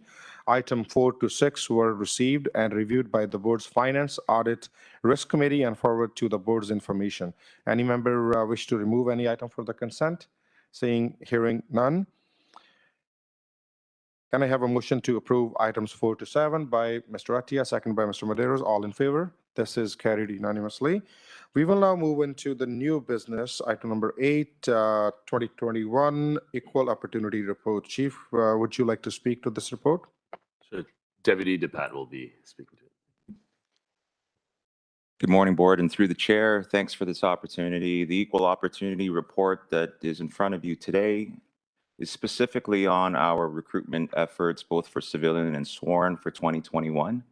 I've asked Inspector Andrew Cooper, who is in charge of our corporate development, recruitment, and staff support, to speak very briefly on the highlights of the Equal Opportunity Report. And as he joins us this morning, I would just like to support and emphasize that our efforts to not only attract but retain the best in class candidates for this police service is a top priority for our recruitment bureau, particularly in the most arguably diverse community in the region. And as we move towards modernizing our policing approaches towards the most progressive, innovative, and inclusive police service, these efforts are surely going to be felt along the way. And while this report is for 2021, our recent recruit graduation was surely reflective of those efforts. Over to you, Andrew. Thank you for joining us. Good morning, Chair, members of the board, Chief and CMG and the rest of my VRP family. Just a brief overhaul with respect to the Equal Opportunities Report. One of the identified areas of the focus of the PRP strategic plan to have professional and skilled employees that represent our community, which is achieved by attracting and retaining skilled employees who represent our community. The statistical data reflects our successful efforts in 2021. Some of our recruitment trends, these positive trends are a direct result of our outreach program and recruiting initiatives, along with our online mediums commenced because of the, unfortunately, global pandemic. In addition, the establishment of the FIT, which represents the Female Inclusion Team, which provide mentorship and support for female applicants through the application process, and by doing so, positions the Peel Regional Police as an employer of choice for many of our new applicants. Some of the data is as follows. Racialized applicants increased to 72.5%, which is a 3.5% increase. Female applicants slightly decreased to 21.2, or minus 0.1%, and I have an explanation for that. Persons with disabilities increased to 2%, plus 0.2%, while there was a slight increase in Indigenous persons by 2.2%, which is a 0.4% increase. In 2021, uniform hires included 55.1% racialized persons, 39% females, and 0.8% Indigenous. Civilian new hires included a representation for all four groups, which is 66.3% racialized persons, 59.3% female, 2.3% persons with disability, and 3.5% with Indigenous. The Cadet, Auxiliary, and COPS program assisted in the development of its members and encouraged participants and individuals to consider a career in policing. In 2021, there was 12 cadets promoted to recruit constable, Of those promotions, 6, which is 50%, were racialized persons, 5 with 41.2% were female, and 1, 80, which was a 8.3%, was indigenous. 4 auxiliary members were successful in achieving recruit constable positions within the organization, which clearly demonstrates the success in the program. All of these initiatives contribute to the Peel Regional Police efforts and progress in building a workforce that is representative of the community in which PRP serves. In conclusion, Peel Regional Police's hiring and human resources practices continue to demonstrate a commitment to ensure that employment opportunities are equitable and available to all persons who possess the requisite skills at a competitive level. PRP recognizes attracting, hiring, and retaining a professional workforce reflective of the community it serves is essential to success as an organization. Transparency and integrity requires that the adherence to principles that merit is the basis of hiring and promoting within the service. The recruiting, staff and support services acknowledges and welcomes the responsibility to continue to maintain the vision of Peel Regional Police with respect to a safer community together.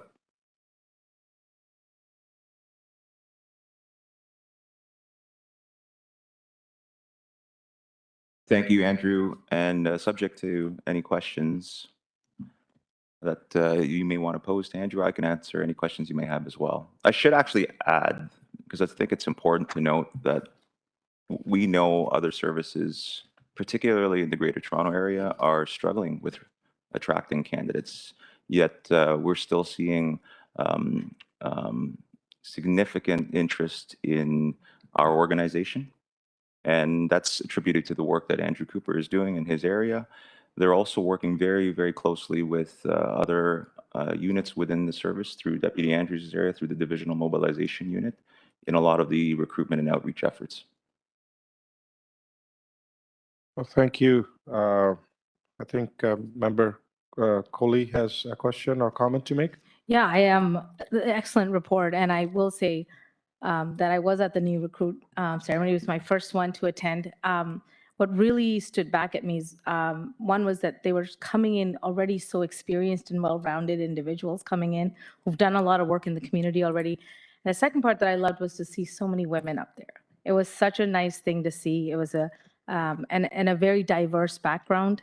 Learning of their history of so many were newcomers only a few years back, and the fact that they've come in, made this choice, worked in the community. And I think being from the community and being part of the force is such a great asset to have as well. So I want to commend your efforts of recruitment, because it is reflecting, at least from what I saw in my first recruitment ceremony. So it was wonderful. Thank you. Thank you, Ms. Coley. And just a comment, I want to thank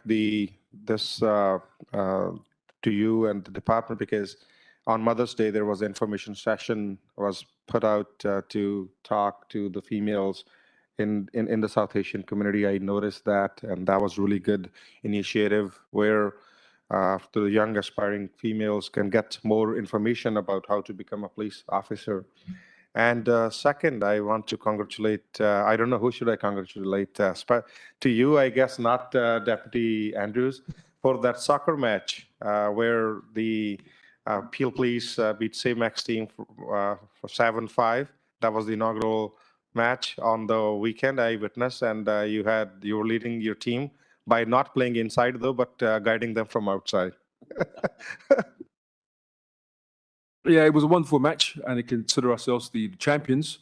I know that perhaps next year will be different, but we'll be there again next year to perform just as well as we did this year. Thank you. Any other question or comment by any board member? Sorry, Mr. Atia, please go ahead. First of all, thank you for not just the presentation, but the effort that's been put in by the team over the last several years. I remember when I started on the board, I would hear sentiments of people are leaving Peel, recruitment. Recruitment wasn't something we were necessarily speaking in this way about.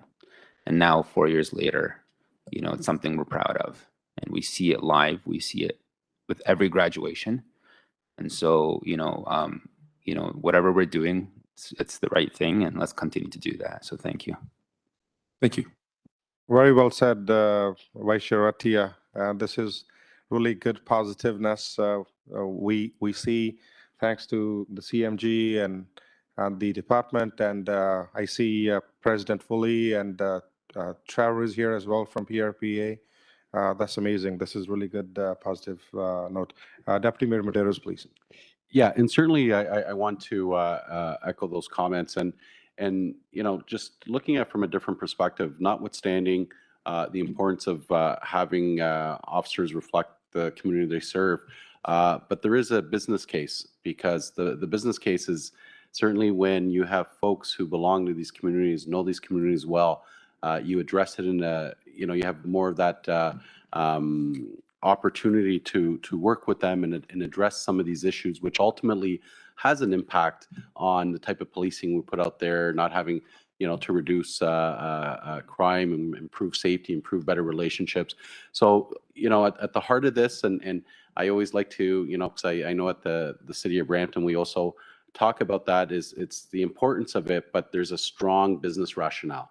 It just, strong operational, and the fact that the trend is really in a positive trend, really speaks to the great work that you're doing and the force, and thank you very much.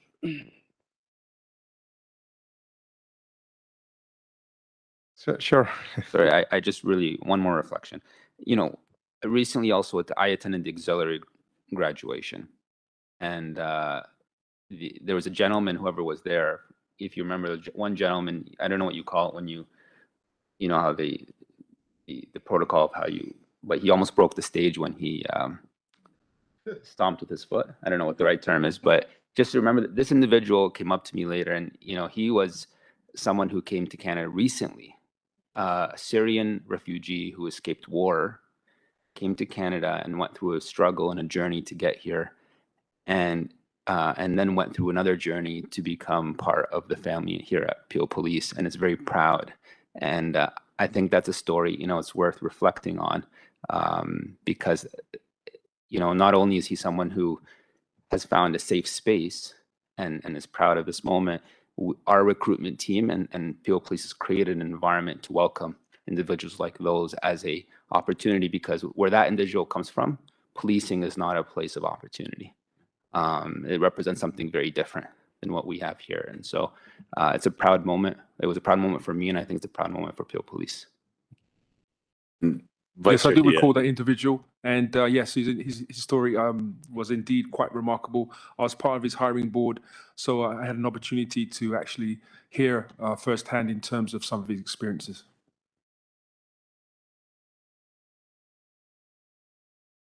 Thank you.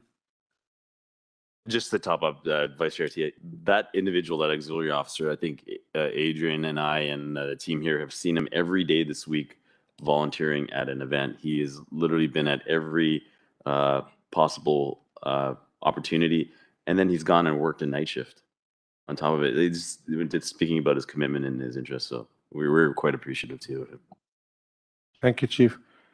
Any last comment? Last comment. I just wanted to also mention, as we're talking about it, and we're so happy talking about what we saw because we were at the ceremony and hearing these backgrounds, I do recommend even, and I'm sure you have a plan as you go out, is sharing more of that out there as well. Because I'll tell you what's interesting is I came back from that because I was so amazed at the amount of women that were part of it. And it was just a conversation, but there were 5 young women who are students, all newcomers in the last 2 years, all students. What's interesting is out of them, 3 spoke up and said, you know what, I've always wanted to be one. I didn't know the journey or it's possible. So what that tells you is how many are thinking about it. And I don't think they understand because we're all coming from different countries. In some places, it's not that easy to do this. So I think it'd be great to share some of these, like just their history, their background, who's coming in, because they were just some amazing individuals who were joining the force who, I think there was an Olympian, an ex-Olympian who went, so I just wanted to pass that on.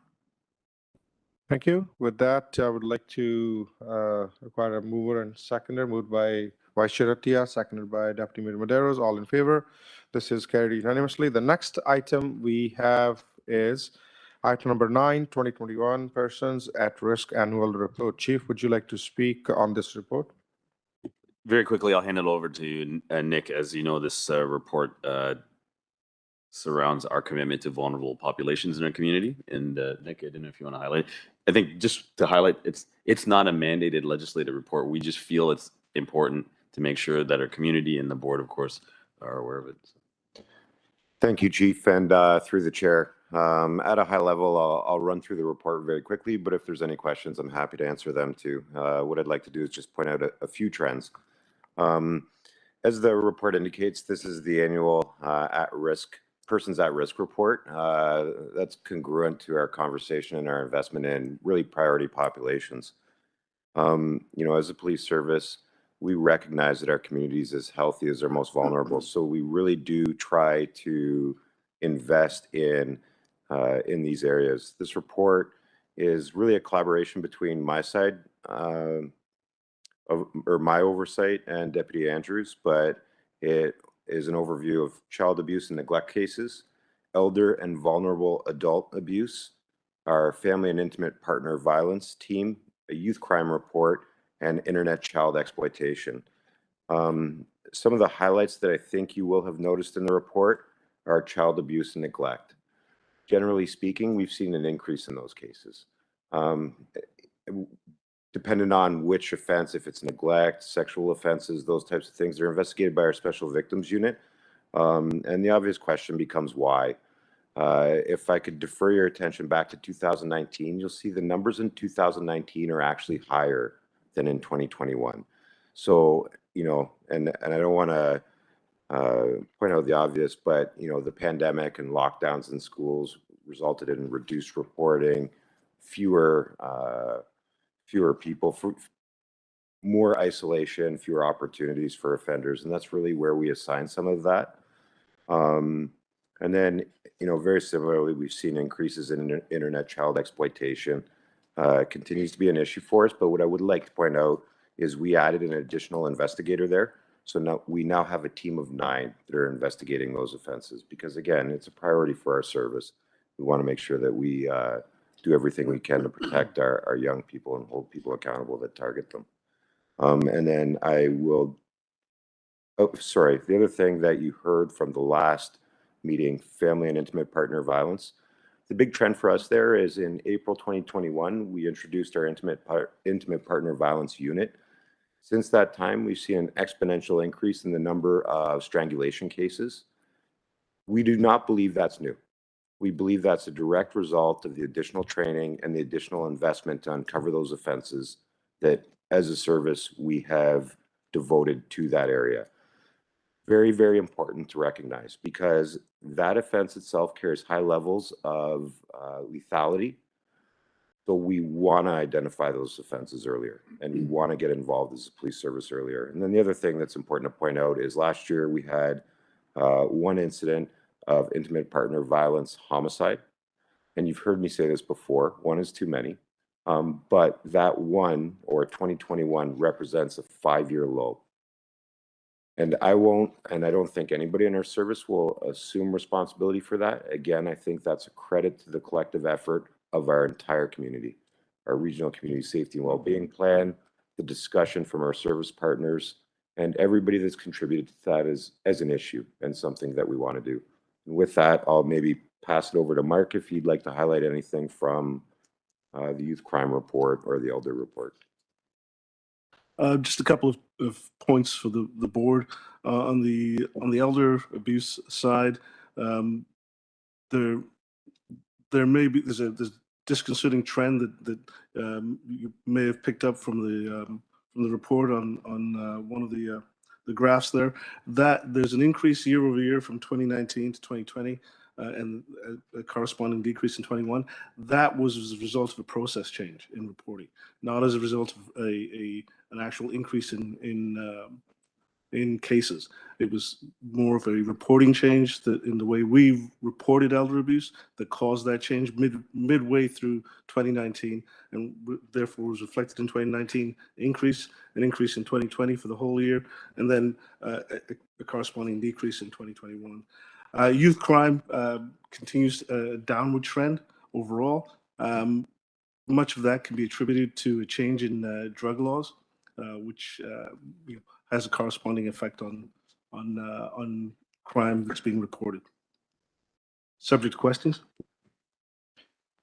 Thank you. Any question, comment? If not, thank you for the report.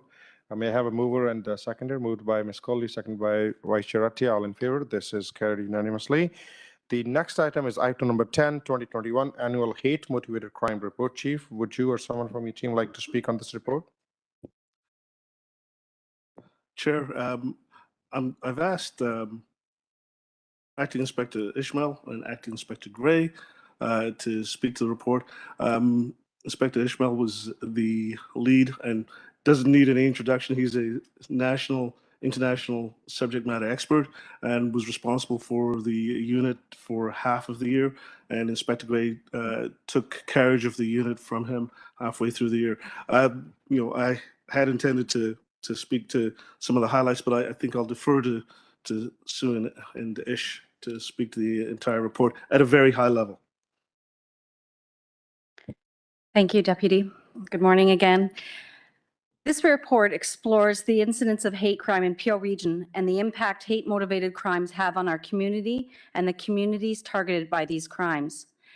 Peel Region is the most diverse community in the Greater Toronto Area, with visible minorities making up over half of the total population, and yet we still have a remarkably low number of hate crimes.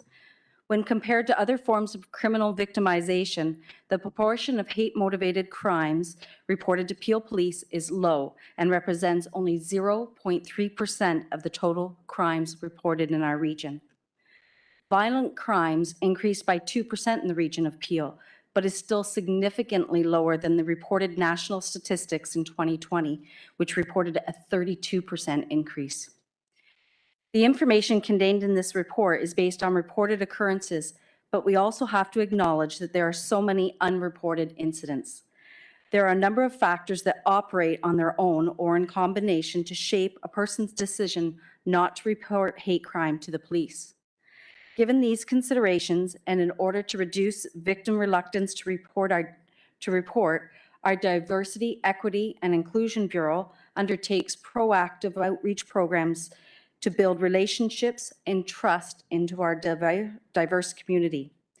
We educate community members about what constitutes a hate-motivated crime or incident and spread awareness of the initiatives our services has implemented to support victims while also working to prevent and control hate.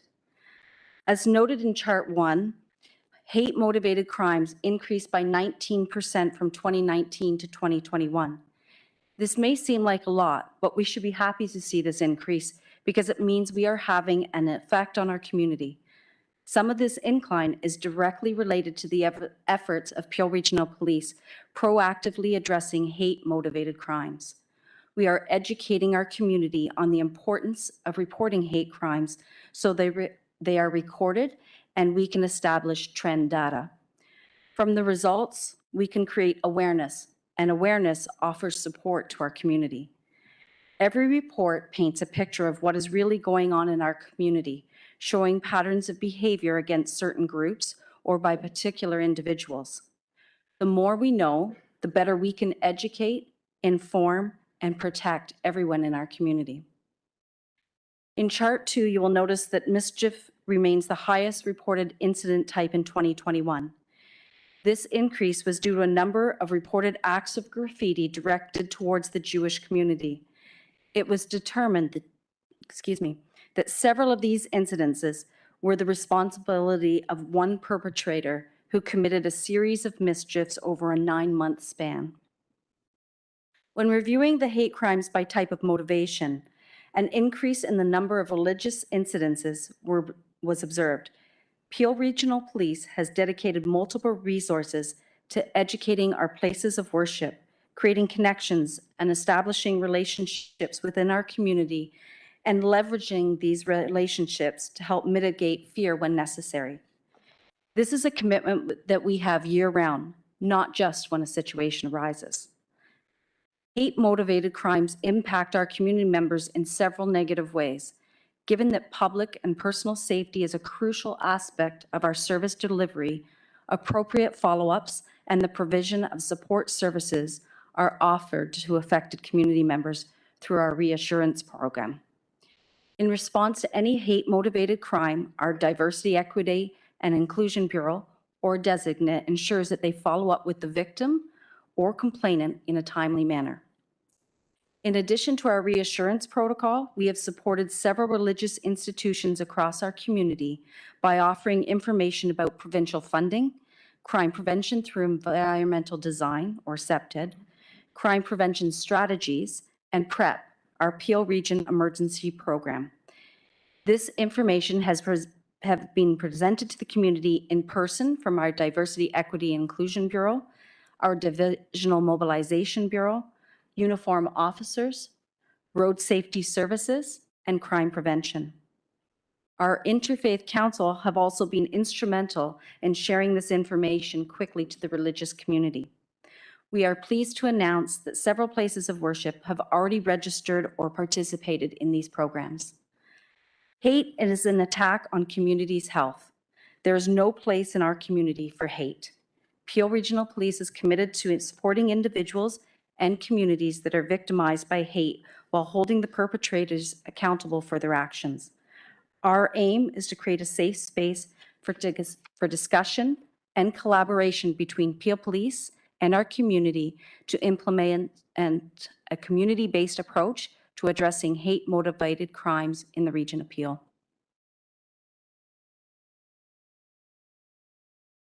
Subject to any questions, I'd just like to make a couple of comments there, Chair. So the community engagement and community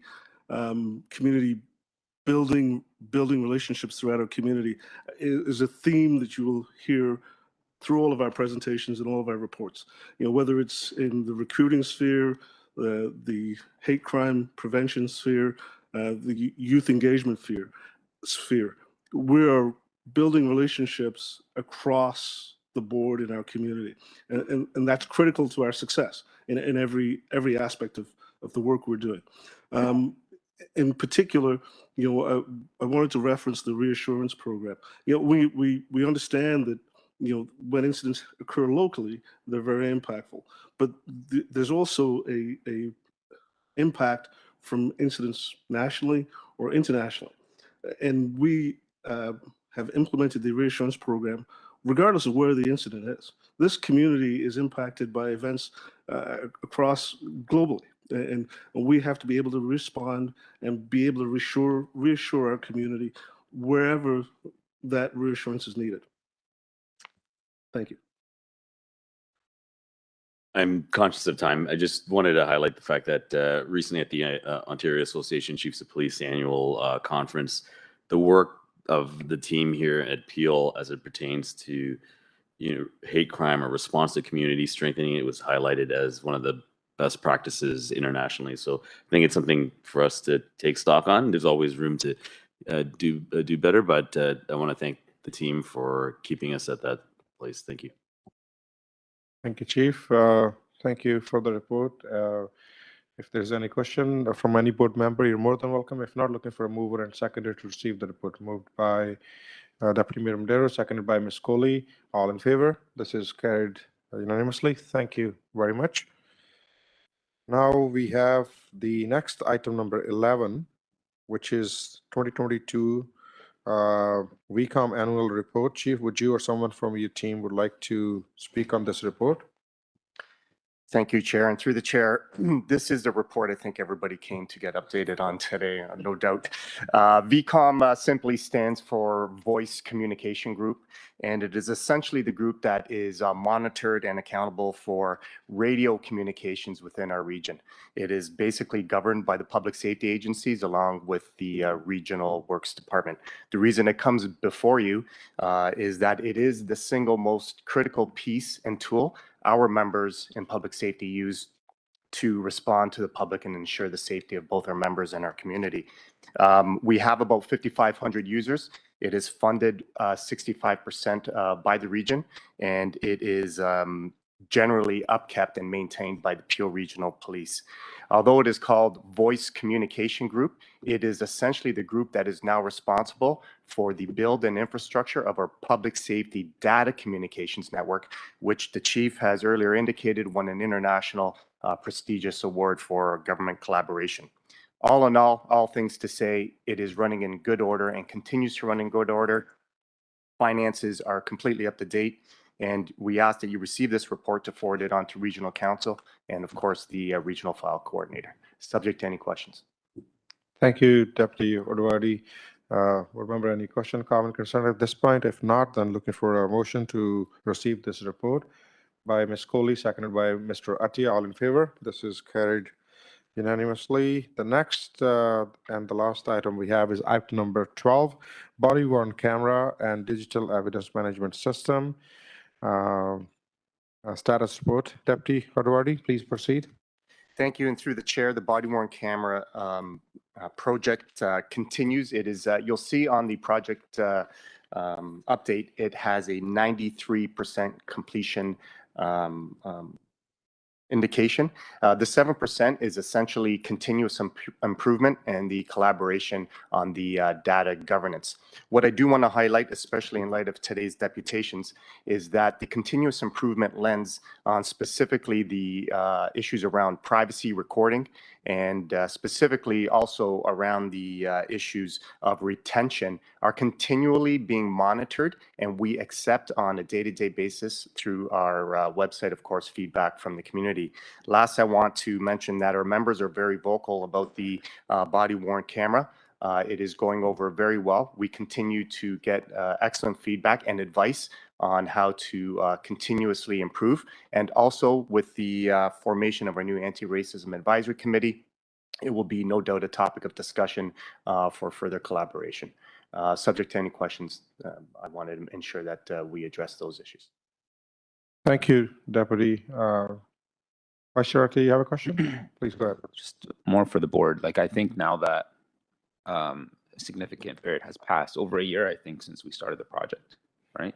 I think it's time to revisit our board level policy and review it to ensure it's, complied with. So just a recommendation, we take it, we think about this, because now that everything's in order or operational, we should look at that again. Thank you. Thank you, Vice Chair. If no further comment or question, looking for a motion to receive this report by Ms. Coley, seconded by Deputy Mayor Medeiros. All in favor? This is carried unanimously, and this concludes the public portion of Appeal Pre-Services Board.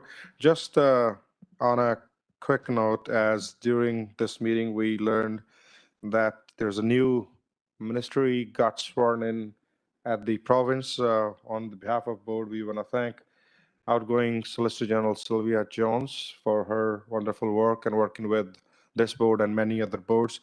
As per this report, we have, I hope this is verified, as through the media, she is going to be the new Deputy Premier and Minister of Health. So we want to thank her, and at the same time congratulate new Solicitor General Michael Kerzner. So if perhaps we can send a letter to Soldier and outgoing Soldier Sylvia Jones to thank her, and send a congratulation and welcoming letter to the new Solicitor General on behalf of the board, I think that would be a good idea. That's okay with everyone. Having said that, we will adjourn this meeting. We will adjourn for 5 minutes, and then we'll move in camera. Thank you very much, everyone who is here today and help us putting this meeting together, especially the staff. Thank you.